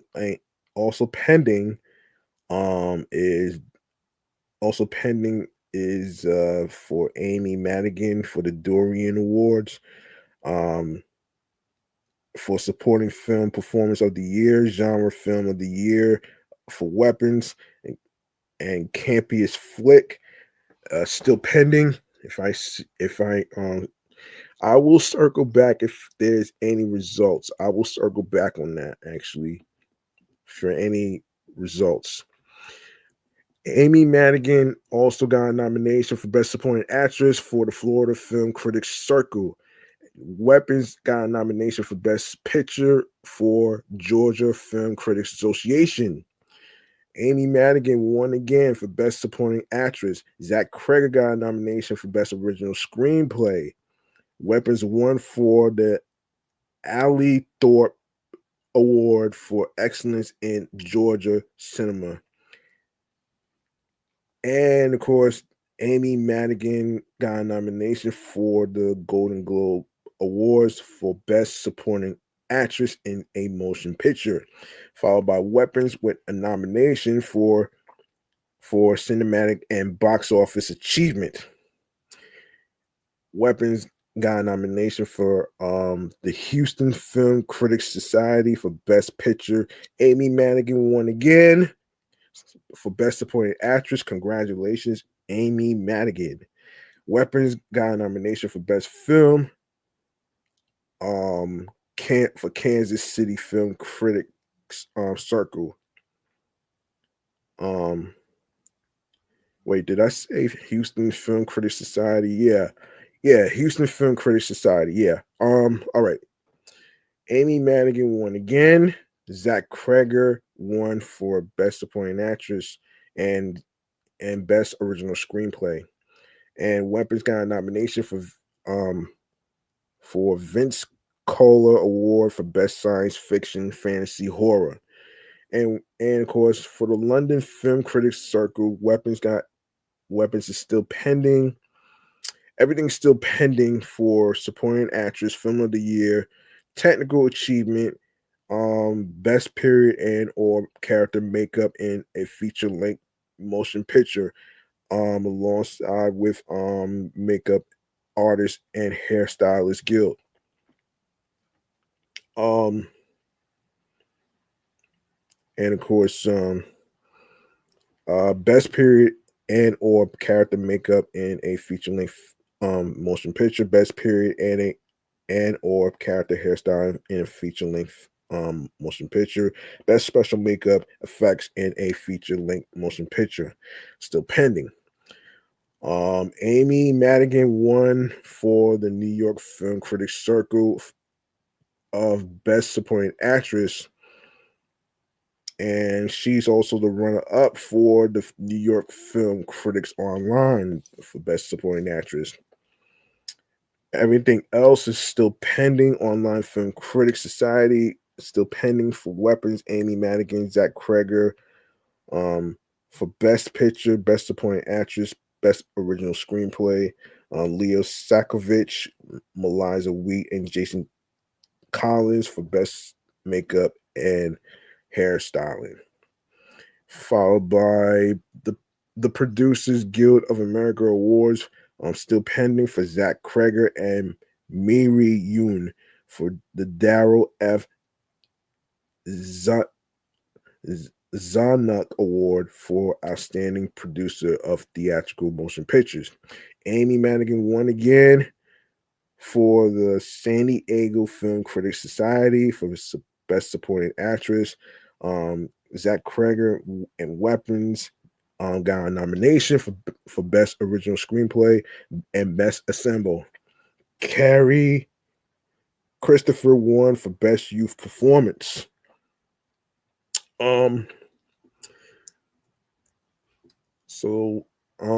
Amy Madigan won again for Best Supporting Actress of the San Francisco Bay Area Film Critics Circle. Zach Kreger got a nomination for Best Original Screenplay. Amy Madigan has been honored with the Santa Barbara International Film Festival Virtuosos Award. And still pending for Amy Madigan, still pending for the Best Actress in a Supporting Role for the Satellite Awards. All right, so the nominations of Weapons, Zach Kreger, Amy Madigan for the Screen Awards for Best Picture, Best Director, Best Supporting Performance by an Actress in Film.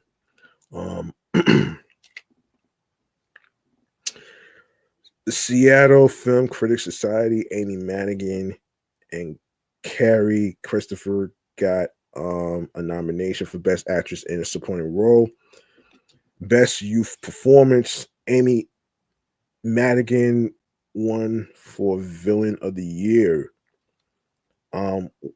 Weapons got a nomination for the St. Louis Film Critics Association Awards of Best Film. Amy Madigan won for Best Supporting Actress. Zach Kreger won for Best Original Screenplay. Scarlett Shur got a nomination for Best Vocal Performance. Weapons won for Best Horror Film. The Fate of Aunt Gladys got a nomination for Best Scene. The Toronto Film Critics Association, Amy Madigan is the runner-up for Outstanding Supporting Performance, still pending for Best Supporting Actress, alongside with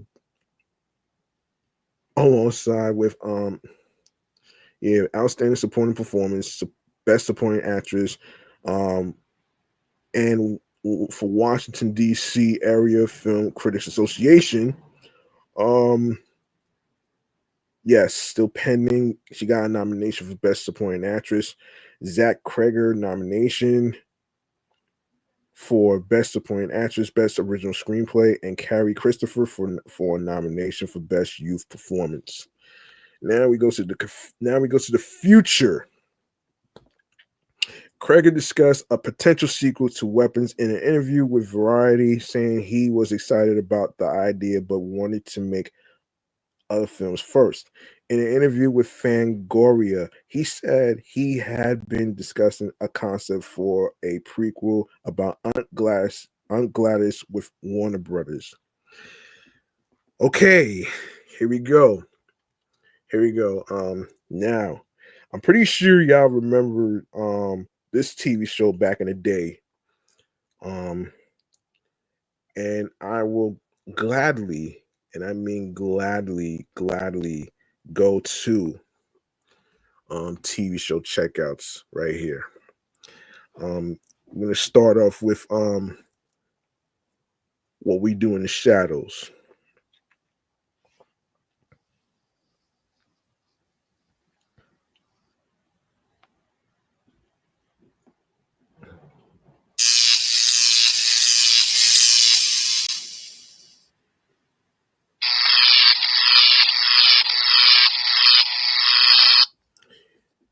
All right.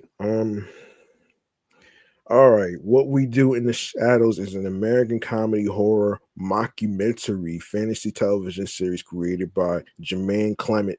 First broadcast on FX on March 27th, 2019, until concluding its run with the end of its sixth season on December 16th, 2024. Based on the 2014 New Zealand film written and directed by Clement and Taika Waititi, both of whom act as executive producers. The series follows four vampire roommates on Staten Island and stars Kayvon Novak, Matt Berry, Natasha Demetrio, Harvey Gillian, Mark Proksch, Proksch,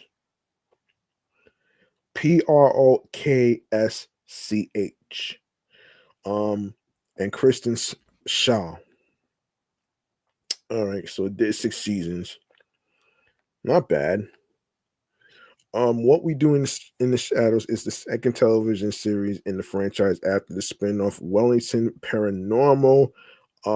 Both shows share the same canon as the original film, with several characters from the filmmaking appearances, including Clements and Waititi's.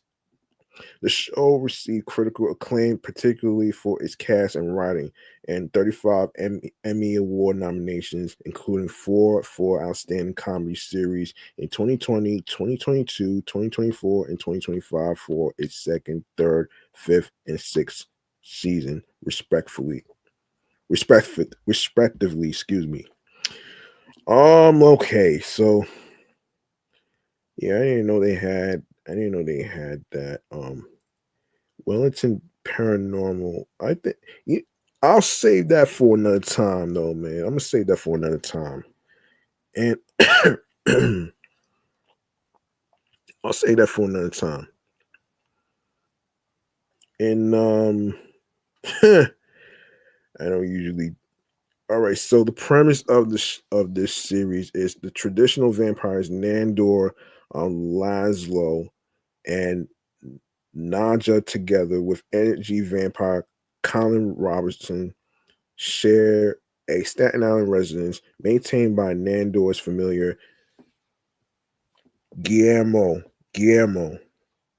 The vampires routinely clash with the modern world, other supernatural beings, and each other.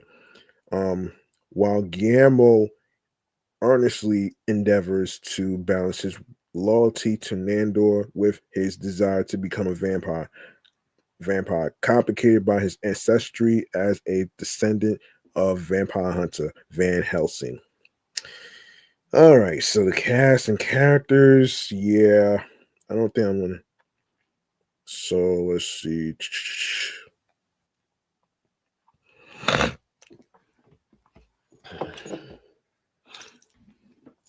Oh, okay. So, all right. So, Kayvon Novak played Nandor the Relentless. Matt Berry played Leslie Laszlo Cravensworth. Natasha Demetrio played Naja of Antipaxos. Harvey Gillian, Harvey Gillian, excuse me, as Guillermo de la Cruz. Mark Proksch played Colin Robinson. Kristen Shaw played the guide. All right, so recurring, Doug Jones played Baron Afanas. Anthony Adam Newick as Sean Rinaldi. Beanie Feldstein as Jenna. Veronica Slowikowska. Slowikowska.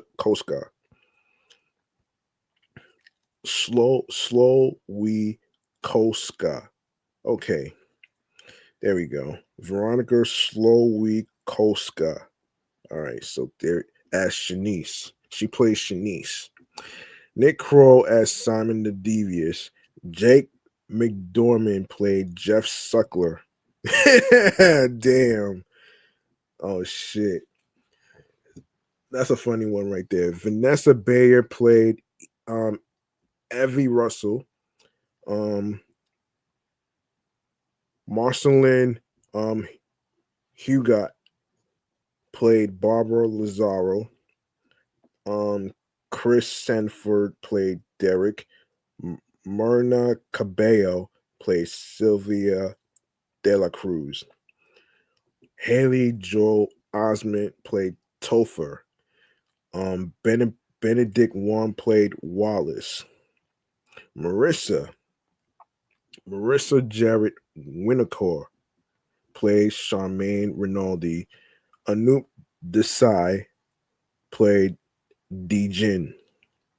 Parissa Fakri played Marwa. Frankie Quinonez played Miguel. Mike O'Brien played Jerry the Vampire. Tim Heidecker played Jordan. Andy Asaf played Cravensworth's mother. No, Cravensworth's mother. Excuse me, Cravensworth's monster. Excuse me. Cravensworth's monster. All right, there you go, right there, man. And the rest of the cast is like, okay. I can take a look at the casting and all the other stuff on your own. I'm gonna go to the reception. All right, critical response. All 6 seasons of What We Do in the Shadows received critical acclaim on the review aggregator website, Rotten Tomatoes. The overall series holds a 96 approval rating on Metacritic, which uses a weighted average. The overall series has received a score of 83 out of 100. All right, so Rotten Tomatoes, season 1, 94%, 72 reviews. Metacritic, 80 to 30 reviews. Season 2, 98%, 44 reviews. 79 on the Metacritic of 11 reviews. Season 3 for Rotten Tomatoes, 100%, 28 reviews. 96 for Metacritic of 11 reviews. Season 4, 100%, 29 reviews for Rotten Tomatoes, 84 for Metacritic, 8 reviews. Season 5, 95% for Rotten Tomatoes and 35 reviews, and 85 for Metacritic of 11 reviews. Season 6, 91%, 23 reviews for Rotten Tomatoes, 79 for Metacritic of 8 reviews. So there you go.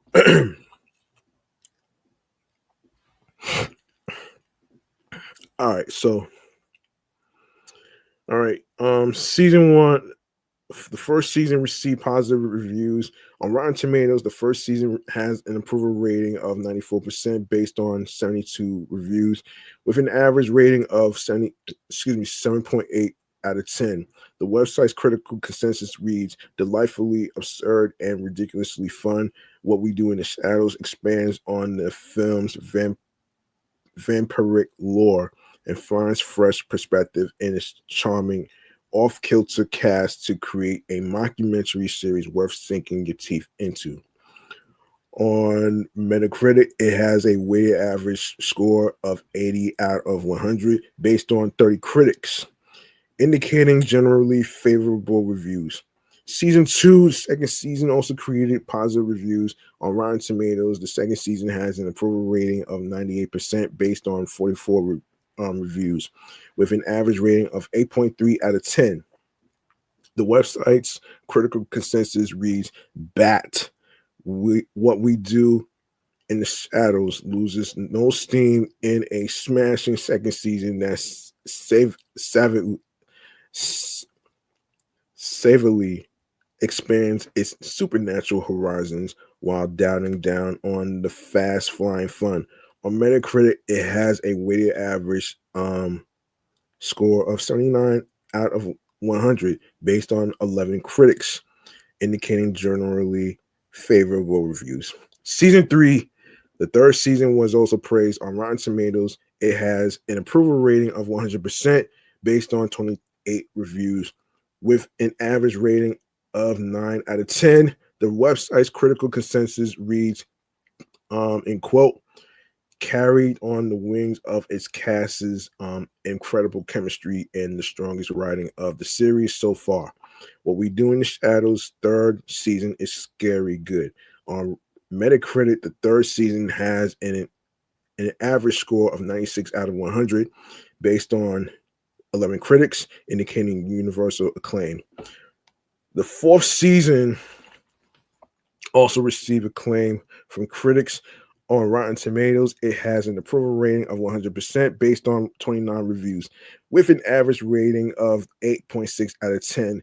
The website's critical consensus reads, "Aside from turning this demonic household into 3 vampires and a baby, What We Do in the Shadows doubles down on what it does best without drastically changing the formula and remains fantastic all the same."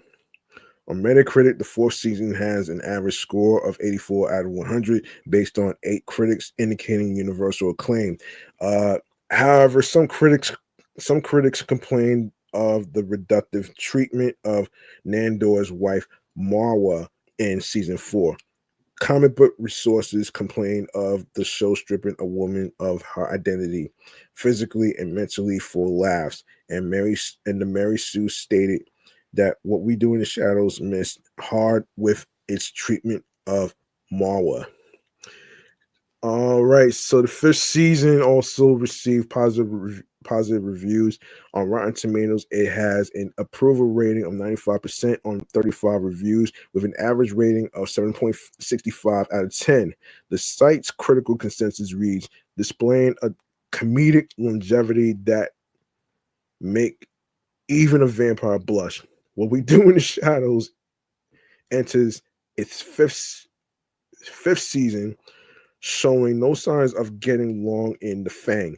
On Metacritic, the fifth season has an average score of 85 out of 100 based on 11 critics, indicating universal acclaim. Season 6, the sixth season also received positive reviews on Rotten Tomatoes. It has an approval rating of 91% based on 23 reviews with an average rating of 7.8 out of 10. The site's critical consensus reads, in quote, "What we do in the shadows wisely chooses to stick a stake in it before the Staten Island shenanigans become stale, preserving its integrity as one of television's best sitcoms." On Metacritic, the sixth season has an average score of 79 out of 100 based on 8 critics, indicating generally favorable reviews. Yeah, I'm not going to go over the ratings, so I'm good with that. I'm not going to go over the ratings, but we'll go over the accolades. All right, for the Primetime Creative Arts Emmy Awards, DJ Stipson for Manhattan Nightclub got a nomination for Outstanding Cinematography for a single camera series, half hour. Followed by David Barbie, Angelina Faulkner, Steve Griffin, Sam Lewis, John Juenter, and Ginger Geary for Werewolf Feud of Outstanding Sound Editing for a Comedy or Drama Series, half hour, and animation. And the Saturn Awards, What We Do in the Shadows got a nomination for both categories, which includes Best Horror Television Series, Outstanding New Program, and of course, Hollywood Critics Association Mid-Season Awards. What We Do in the Shadows won for Best Cable Network Series. And Primetime Emmy Awards, Jermaine Clement, Taika Waititi, Paul Sims, Scott Rudin, Garrett Bosch, Eli Bush, Stefani Robertson, Sam Johnson, and Derek S. Rappaport got a nomination. No relations to Michael Rappaport, the comedian and actor, and podcaster, of course. They all got a nomination for Outstanding Comedy Series. Followed by Sam Johnson and Chris Marcy, got a nomination for Outstanding Writing for a Comedy Series.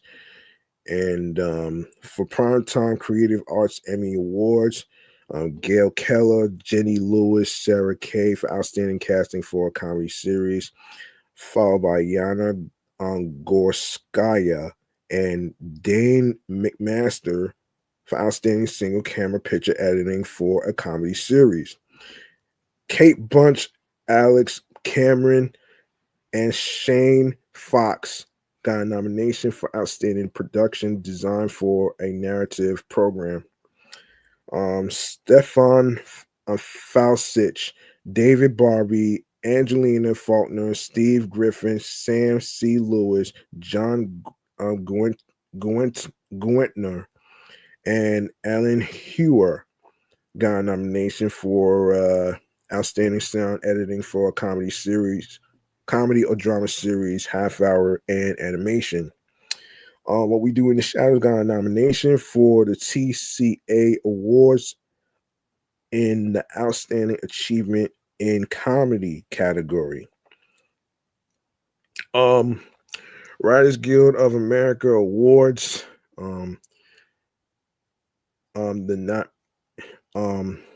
nominations of Jesse Armstrong, Sam Bain, Jermaine Clement, Josh Lieb, what is it? Ian Morris?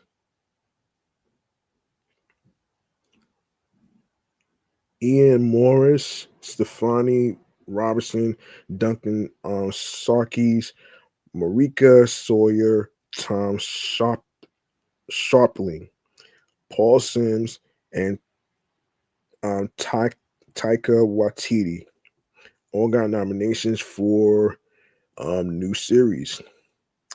The AA CTA International Awards, um, What We Do in the Shadows got a nomination for Best Comedy Series.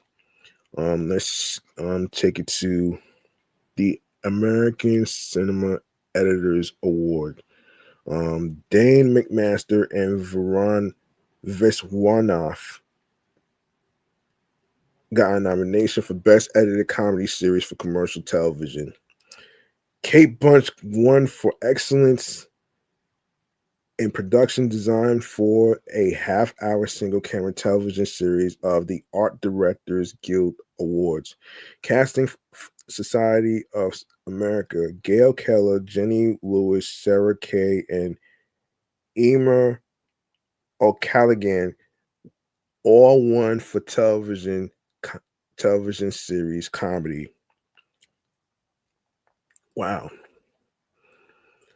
Amanda Neal got a nomination for excellence in sci-fi fantasy television, and that's for the Costume Designers Guild Award. Now, the Critics' Choice Super Awards. What We Do in the Shadows got a nomination for Best Science Fiction Fantasy Series, followed by Kayvon Novak for Best Actor in a Science Fiction Fantasy Series. Natasha Demetriou won for Best Actress in a Science Fiction Fantasy Series. What We Do in the Shadows won for the Critics' Choice Television Awards for Best Series, followed by Matt Berry for Best Actor in the Comedy Series with a nomination, followed by Natasha Demetriou,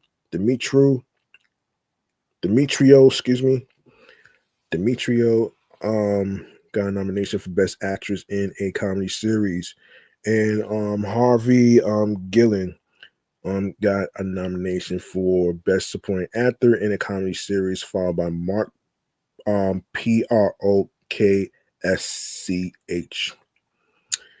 The Producers Guild of America Awards. The nominations include Jermaine Clement, Taika Waititi, Paul Sims, Scott Rudin, Garrett Bash, Eli Bush, Stefani Robertson, Sam Johnson, Marika Sawyer, and Derek S. Rappaport.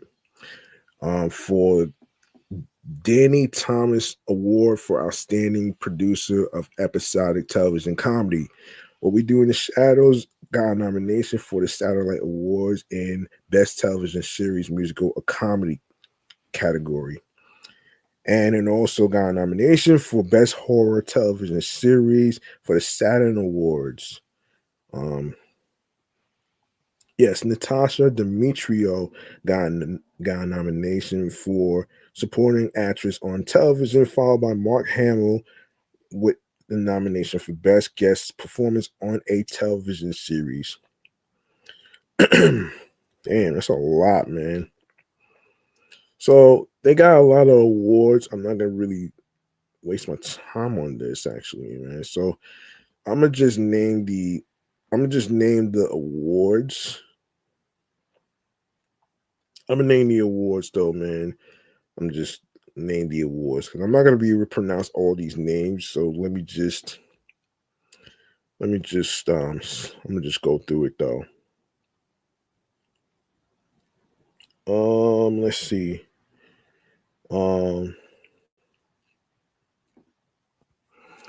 So the actresses, for outstanding achievement in sound editing, 1/2 hour comedy or drama series for Golden Reel Awards, Cinema Audio Society Awards. So yeah, these names. Okay, so outstanding achievement in sound mixing for television series. Rob Beal, Diego Gatt, Samuel E.J. Nez, Mike Tarani, and Stacy Michaels. Okay. Let's see. So yeah. So everybody got a nomination and one, including What We Do in the Shadows. Actually won the Hollywood Critics Critics Association TV Awards. Obviously, Best Actor in a Broadcast Network or Cable Series. Best Actress. Um, yeah. So Kayvon Novak, Matt Berry, Natasha Demetrio, Harvey Gillen, Kristen Shaw, Best Actress in a Broadcast Network or Cable Series. Comedy. Um, yeah. All right. So Stefani Robertson nomination for Best Writing in a Broadcast. Look at all the accolades that the show and actors and actresses received. So it got Primetime Emmy Awards for Outstanding Comedy Series, Outstanding Writing for a Comedy Series. It also won for the Primetime Emmy Awards, Primetime Creative Arts Emmy. It won for Outstanding Fantasy Sci-Fi Costumes, Outstanding sound editing for a comedy or drama series, and animation. That's a nomination, followed by a nomination for each person. Outstanding sound mixing for a comedy or drama series and animation. Um, Outstanding stunt coordination for a comedy series or variety program. Tig Fong and J.F. La Chapelle, excuse me. Imaging Awards, Harvey Gillian won for Best Supporting Actor Comedy Television. So yeah, Saturn Awards, you got Art Directors Guild Awards, Cinema Audio Society Awards, Costume Designer Guild Awards, Critics Choice Television Awards, Glad Media Awards, Hollywood Critics Association TV Awards, Hollywood Critics Association Creative Arts TV Awards, Primetime Creative Arts Emmy Awards, Saturn Awards, TCA Awards, Writers Guild of America Awards, Art Directors Guild Awards, Cinema Audio Society Awards, Costume Designers Guild Award, Critics Choice Television Awards, Glad Media Awards, Critics Choice Super Awards, Writers Guild of America, Primetime Emmy Awards, um,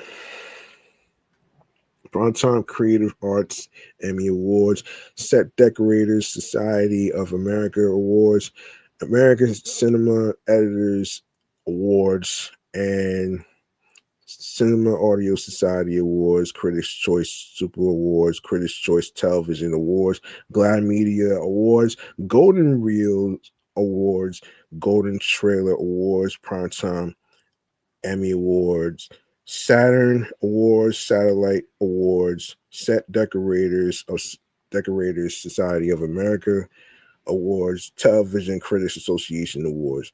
So, congratulations to what we do in the shadows, the actors, actresses, the directors, producers, and everyone that contribute to the show. So, congratulations on the nominations and the awards.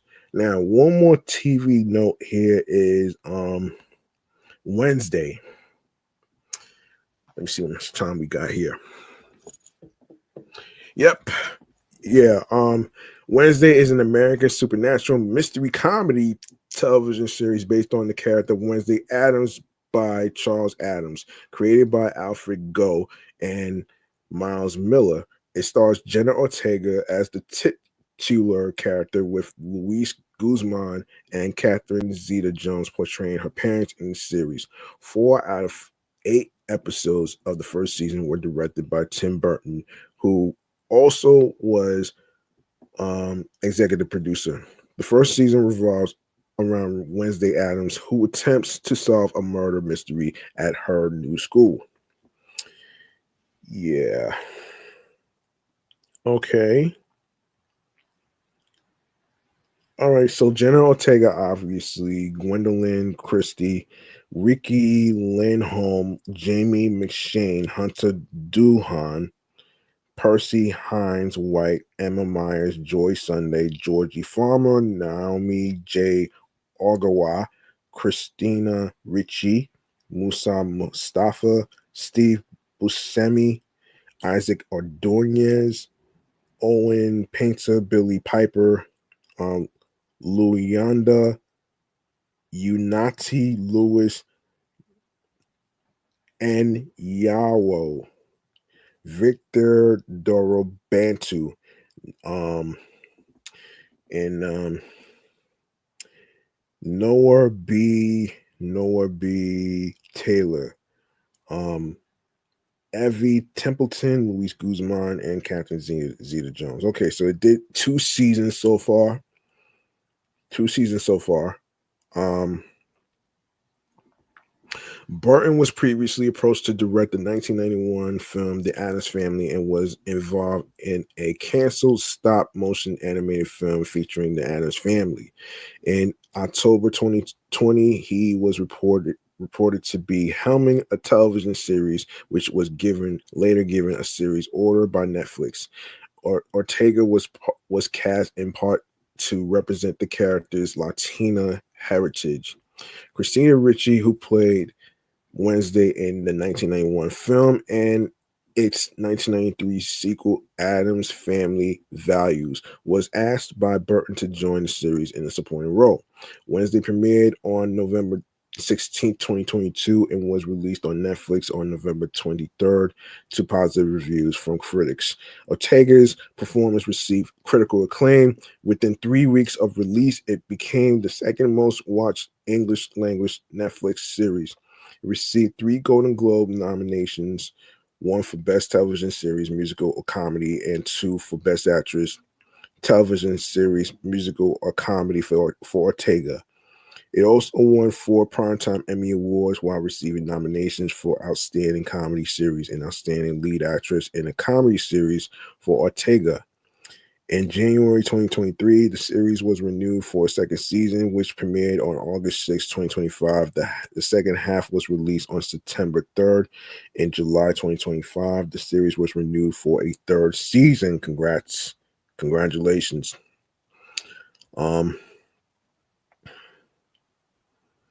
Yeah, so I'm not going to go over the production, so I'm going to just go over the reception. All right, so audience viewership, according to the data from users of TV time collected by Whip Media, Wednesday had the second most pre-releases followers of any Netflix original series on the platform, behind The Witcher. It ultimately debuted at number 1 on Netflix in 83 countries. The series holds the record of most hours viewed in a week for an English language Netflix series, with a total 341 million hours watched in its first week of release, amounting to more than 50 million households, and passing prior record holder Stranger Things 4's 335 million hours. Nielsen Media Research reported a combined watch time of 6 billion minutes within its first week of release, making it the second biggest streaming week ever recorded by the firm.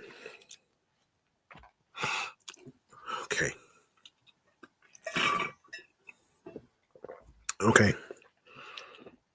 Variety, citing U.S. viewing time data from research firm Plum Research, reported that Netflix originals reached their highest monthly share of viewing in November 2022, about 60% following the release of Wednesday. 3 weeks after its release, it became the second most watched English language Netflix series in the history of the platform, reaching an estimated 150 million households and totaling 1 billion viewing hours by December 2022. Jacob Stolworthy of The Independent called the series' popularity unprecedented and suggested that it could jumpstart development of several other spin-off television series. International response to the series has been strong, with Column magazine reporting that a separate record has already been set by the kickoff of the second Wednesday season. In 91 countries, the series sits at the top of the local charts for English language series. including Germany and the United States. This has never before been achieved by any English language series. Okay. All right. So for the first season, the review aggregator website Rotten Tomatoes reported a 73 approval rating based on 105 reviews. The website's critics' consensus reads Wednesday isn't exactly full of woe for viewers, but without Jenna Ortega in the lead, this Addams Family adjacent series might as well be another CW drama. Metacritic, which uses a weighted average, assigned a score of 66 out of 100 based on 26 critics, indicating generally favorable. Ed Power of the Daily Telegraph gave Wednesday 4 out of 5 stars and called it an addictively rococo romp that unfolds like a cross between Euphoria and Hotel Transylvania. John Anderson of the Wall Street Journal commended Ortega's charismatic performance and called the series often delightful despite its deliberate darkness. In his B-minus review for the Detroit News, Tom Long deemed the series visually appealing and described Ortega's deadpan as just as elastic as it needed to be, and her performance overall as consistently pushing outside the caricature enough to keep things lively. Writing for RogerEbert.com, Christina Escobar similarly praised Ortega's deadpan humor and commended the series' satisfactory ending. While finding that the series would not be what real fans of Charles Addams and his characters are looking for, Mike Hale of the New York Times called the series tolerable despite satisfying only on the level of formulaic teenage romance and mystery, and compared it to the Harry Potter franchise. Commenting on its tone, Jesse Hassinger of the Wrap described the 4 episodes directed by Burton as feeling more like Veronica Mars than Sleepy Hollow. Nick Hilton of The Independent gave the series 2 out of 5 stars and criticized the series' tone as relentlessly quippy Gen Z and its performances as more two-dimensional than the New Yorker comic strip in which the characters first appeared.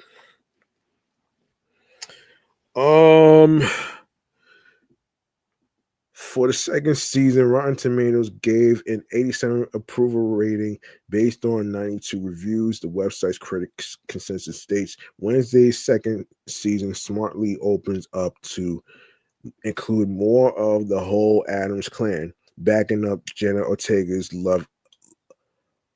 lovably heartless teenager with an oakier and spookier ensemble.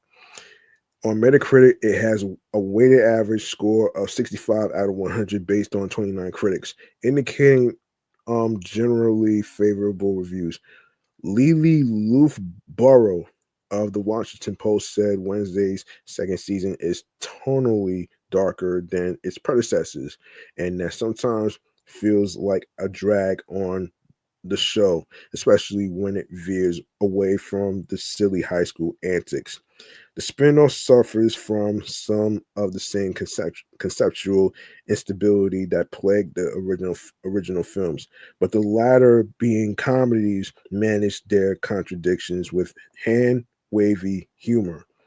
The episode "Woe Thyself" was particularly well received, with many calling it the standout of the season, while praising the performances from Ortega and Myers. Alex Zalbin of IGN deemed it the best episode of the series, period, and the only episode that manages to properly balance supernatural shenanigans and the overall plot, where elevating the central relationship of the show to the forefront and actually giving Wednesday and Ned Clear arcs where they learn things about themselves and each other. A properly structured episode of television. All right, so the accolades for Wednesday, it got a nomination for Best Comedy Series for the AACTA International Awards, Art Directors Guild Awards.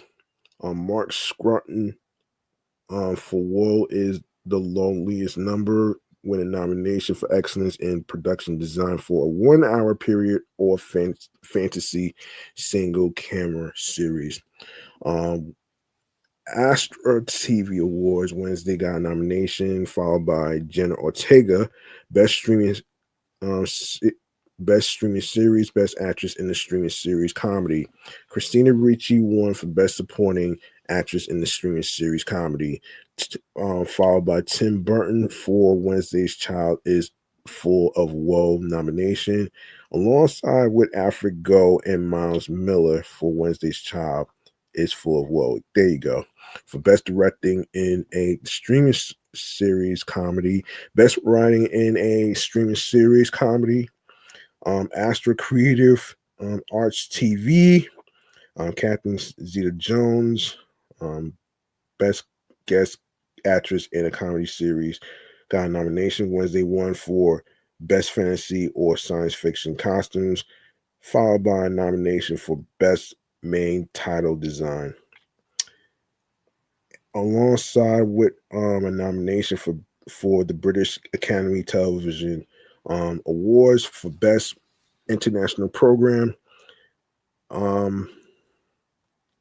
British Academy Television Craft Awards, Tara McDonald got a nomination for Best Makeup and Hair Design.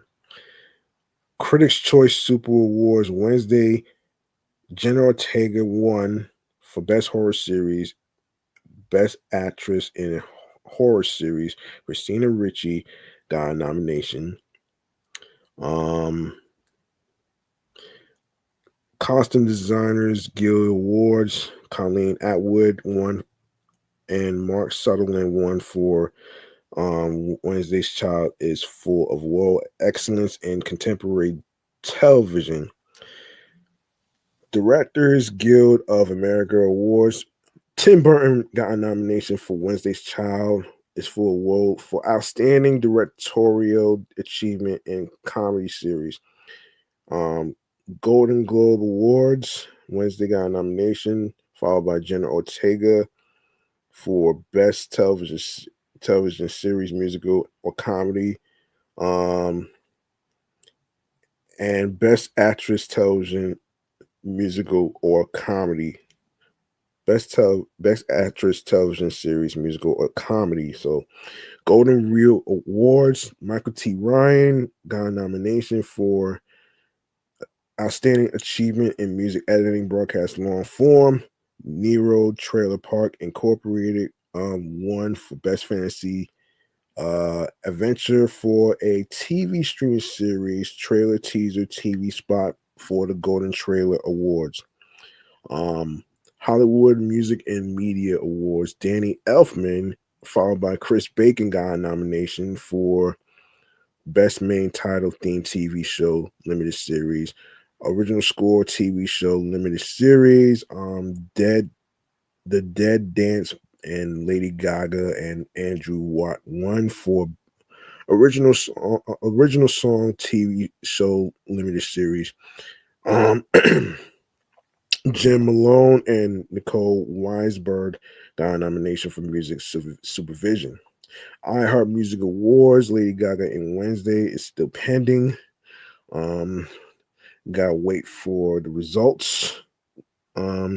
Favorite on screen. Okay, so Makeup Artists and Hairstylist Guild Awards. Nominations of Tara McDonald, Nirvana, Jalal Van, and Gabriella Cretan for Best Period and or Character Makeup.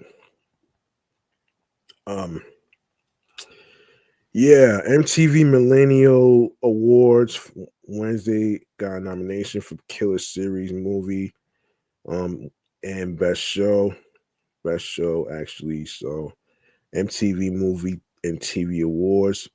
Jenna Ortega won for Best Performance in the Show. Jenna Ortega got a nomination for Best Hero, Best Duo, and Gugu Muck got a nomination for Best Musical Moment. National Television Awards Wednesday, and Jenna Ortega all won an award for the National Television Awards and the Nickelodeon Kids Choice Awards. New drama, favorite family TV show, favorite female TV star. Um, all right, so everybody won for outstanding main title design, outstanding main title Danny Elfman, theme music, content, outstanding contemporary makeup, outstanding music composition for a series. So this is for the Primetime Creative Arts Emmy Awards. They all won all these accolades, man. Look at this. You got you got Primetime Creative Emmy. You got Primetime Creative Arts Emmy Awards. You got Primetime Emmy Awards, Saturn Awards, and of course the Screen Actors Guild Awards. So there you go, right there. Congratulations, man. You know what I'm saying? All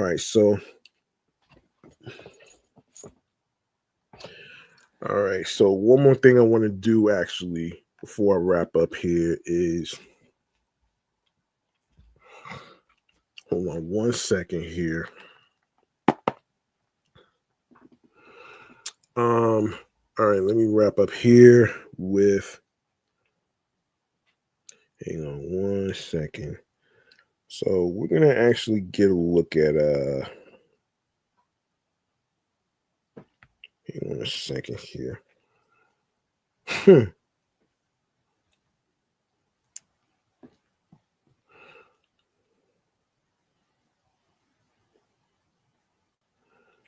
Hold on one second. One second. Let's see.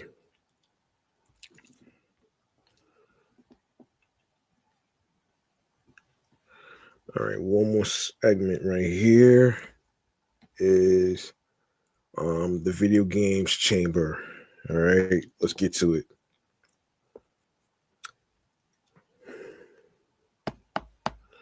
Hold on. Here we go.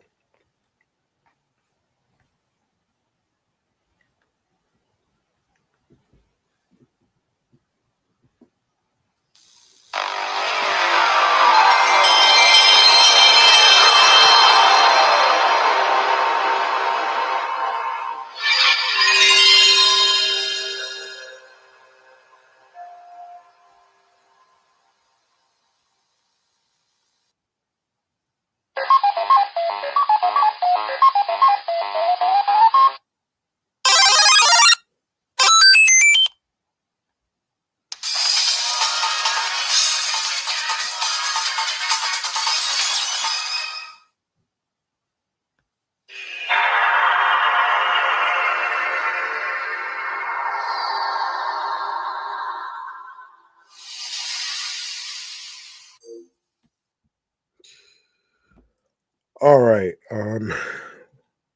All right, let's go over I want to go over something actually. So this is I already did this one already. Um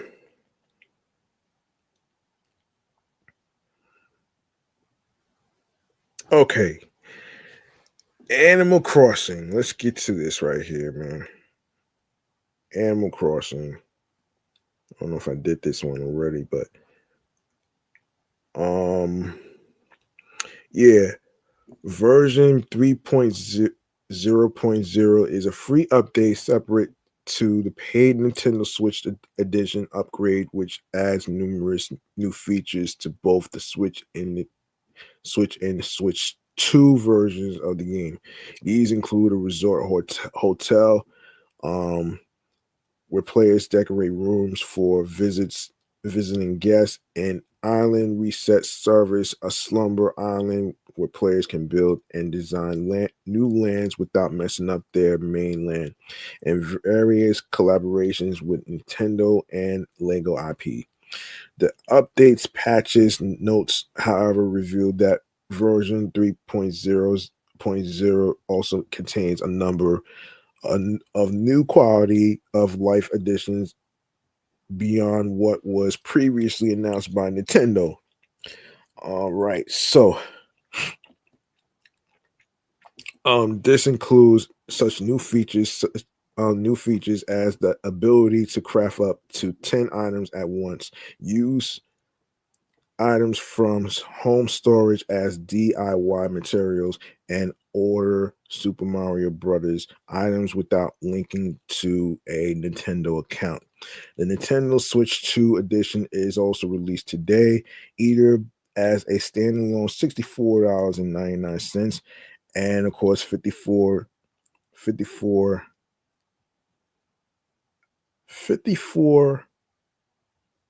54.99 euros game, or as a $4.99. That's 4.19 euros upgrade pack for players who already own the Switch edition. Features exclusive to Switch 2 edition include improved resolution when playing on TV, mouse controls for decorating rooms and creating custom designs, a megaphone which lets players call residents by their name, and 12-player online sessions with camera support. So there you go, right there. Let's see. So the previous announced new content and features have been added. It's now possible to craft up to 10 items at once if you have enough materials. Items stored in your home storage can now be used as DIY materials. The DIY recipes app now includes a page where you can check hotel DIY requests and items requested by Tom Nook as you progress through the game. Items obtained by linking with Animal Crossing Pocket Camp can now always be ordered from Nuke Shopping. Super Mario Brothers items can now be ordered from Nuke Shopping without linking to a Nintendo account. While outdoors on an island, holding down the L button allows you to move while facing the same direction. When changing the island tune at resident services, Isabel will now suggest recommended melodies, including the original island tune. When changing the island flag at resident services, you can now revert it to the original design from when the island was created. You can now purchase up to 50 customization kits at once from Nook's Cranny. Several items, including snowflakes, can now be sold at the drop-off box at Nook's Cranny. You will receive a pearl every time you give a scallop to Pascal.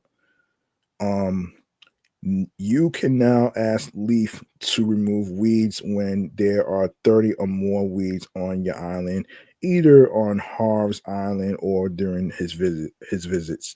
The fee for asking Leaf to remove weeds has been reduced. New tips have been added to the Island Life 101 app. Additional new miles tasks have been added alongside the new features. The order of some collaboration items have been updated in the catalogs used for photo studios and hotel decorating. Other adjustments and corrections were made to improve the gameplay experience. Switch 2 fixed an issue where the startup sound for Nook Shopping on the smartphone would not play correctly. Nook Link added new articles to the island newspaper, and the catalog now supports new items added in ver 3.0.0. So there you go, right there. And I'm not sure if you're aware of this. I actually talked about this in the previous episode. This is pertaining to Amazon Prime getting into the video game series. So this is the game. So here's what's going on here, actually. So Amazon has unveiled the first look at Sophie Turner as Laura Croft in its upcoming Tomb Raider series. The Game of Thrones actor is the latest to take on the role of Laura in live action, following two films starring Angelina Jolie and another with Alicia Vikander taking on the role. Phoebe Waller-Bridge, the British actor, screenwriter, and producer who won Emmy, Golden Globe, and BAFTA awards for her work on Fleabag, is serving as writer and executive producer on the new Tomb Raider show. In addition to Turner, the cast includes Sigourney Weaver, Jason Isaacs, Martin Bob Semple, Jack Bannon, John Heffernan, and more. Two new Tomb Raider games were recently announced at the Game Awards. The first, Tomb Raider Legacy of Atlantis, is a reimagining of the original Tomb Raider. The second game, Tomb Raider Catalyst, is an entirely new adventure that will be released in 2027 and will see Laura exploring northern India. Speaking to the press, including VGC, which is Video Games Chronicle, following the announcement, Crystal Dynamics boss Scott Amos spoke about how the games and Amazon series could potentially connect. We will say that certainly our Amazon partners have been tremendous.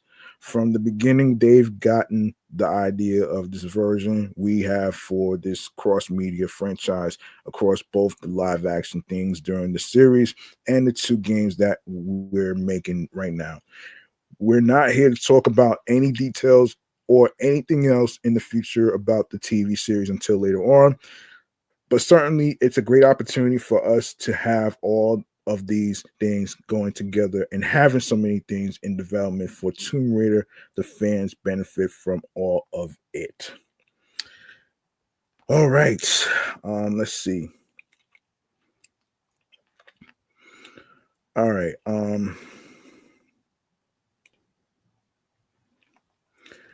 right. Let me prepare.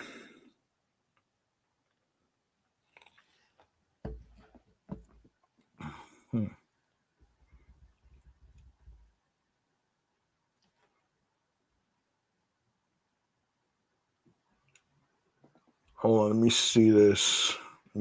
Hold on a second. What is this? I saw this. What is this?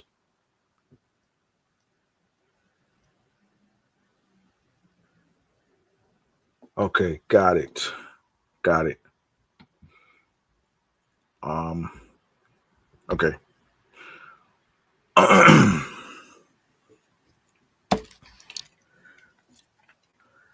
All right, that's gonna do it, man.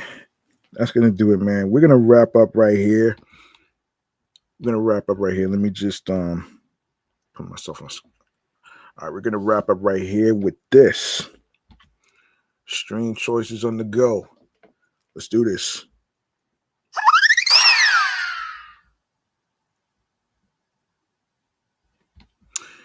All right, make sure you follow Meticulous Vibe Juice Podcast, the entertainment review show, on Facebook alongside with Bluesky Social, Threads, and Instagram. The same goes for my other podcast shows that I do, which is the Sports Edition show, Excellent, Fun, Vibrant Talks podcast, alongside with my comedy Off the Meat Rack Chainz New York Avenue podcast. All right. And of course, make sure you follow your host with the most, G Money Stacks 555 in Queens, New York, on Threads and Instagram.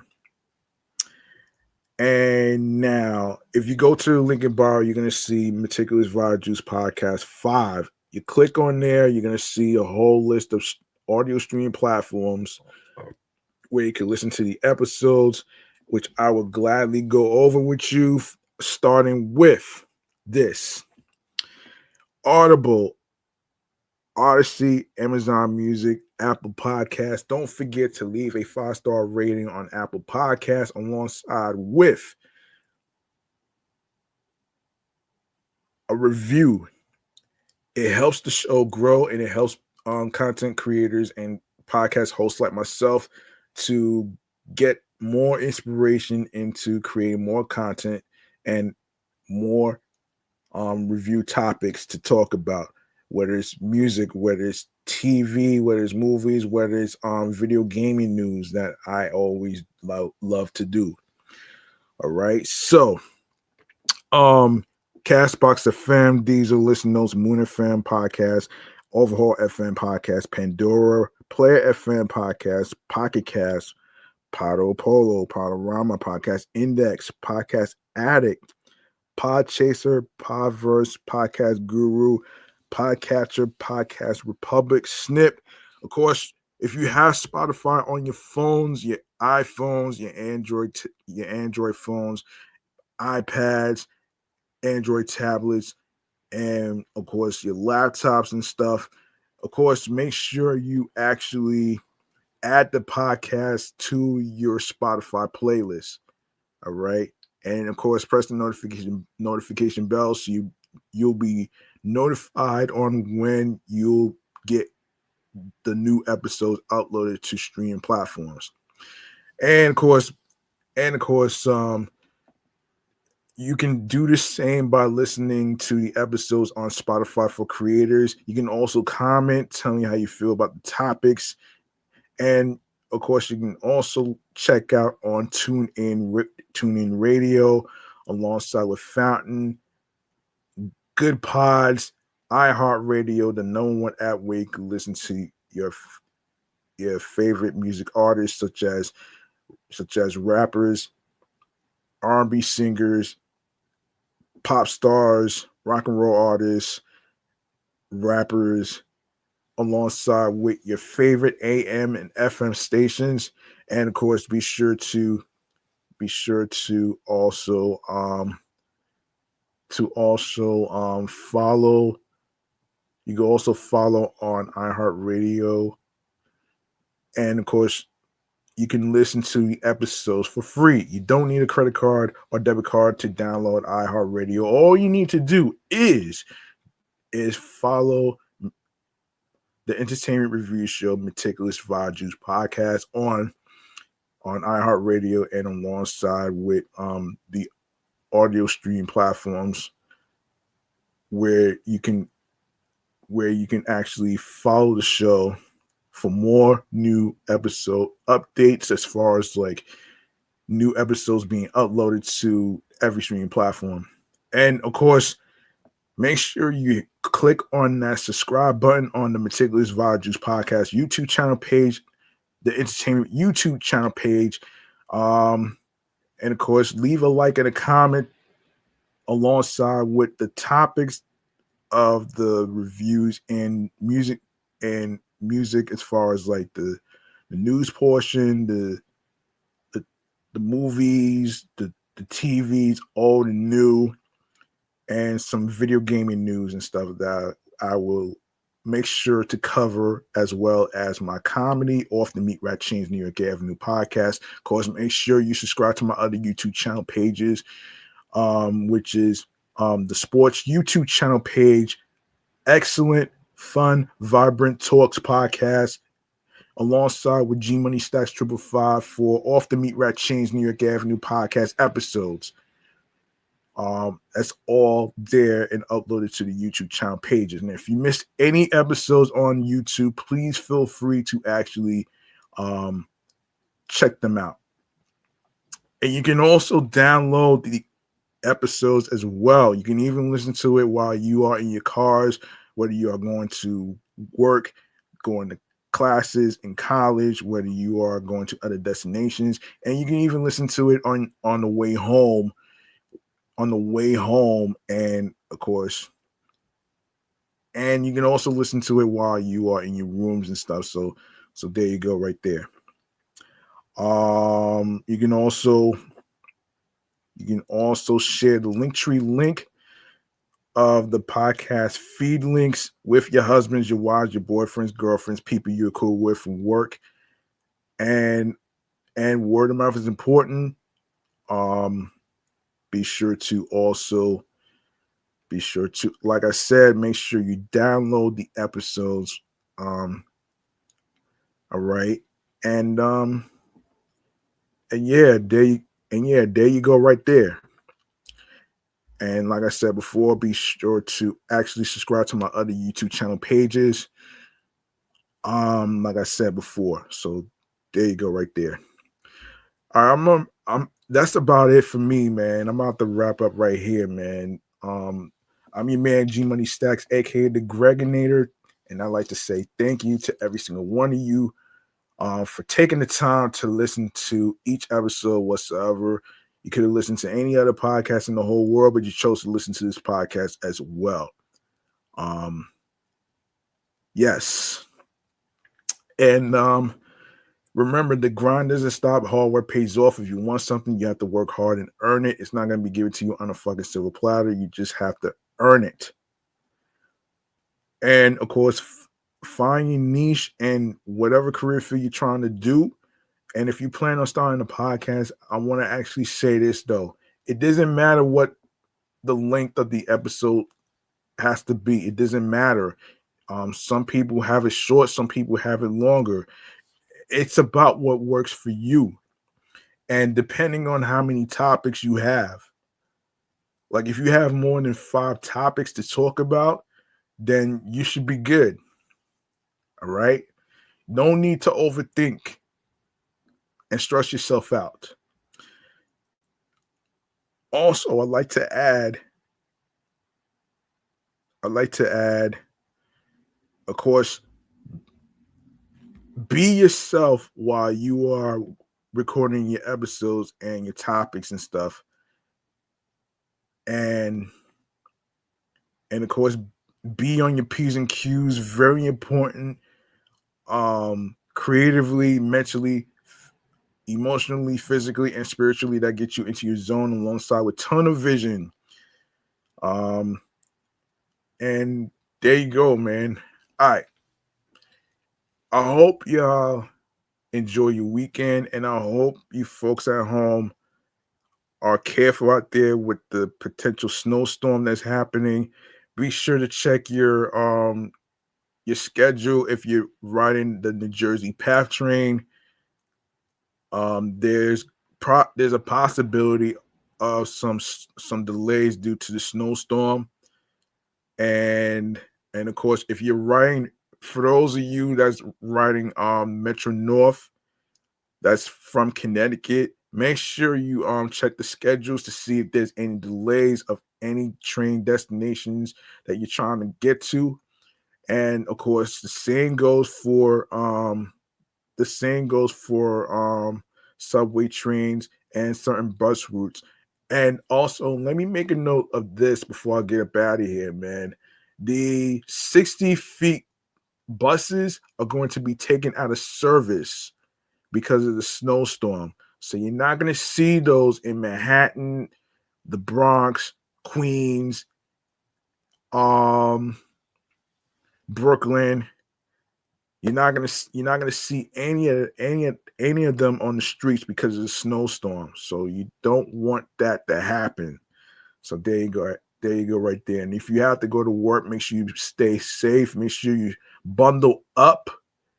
Make sure you bundle up with some scarves, your gloves, some winter hats, alongside with some hoodies, extra pants, extra sweaters, gloves, mittens, whatever it may be. And of course, if you have to go to work, whether it's to do a radio show at radio stations, podcast recordings, and other destinations, please be careful of the slippery, snowy, icy conditions. And I did hear that there's going to be some trucks on the streets to put some salt on the streets so nobody can get into car accidents or slip on the sidewalk or anything like that whatsoever. So that's just my message to you folks out there. All right. So yeah. So there you go right there, man. Be careful out there, be safe out there. I'll see y'all next time. Stay tuned for the new topics in the next episode. Peace and one love. Hope y'all enjoy yourselves, especially on snowy conditions. If you're skiing, snowboarding, whatever it may be, please be careful. Be safe out there. Peace and one love. Enjoy your weekend. See y'all next time. More new topics in the next episode. Peace. Good night, everybody.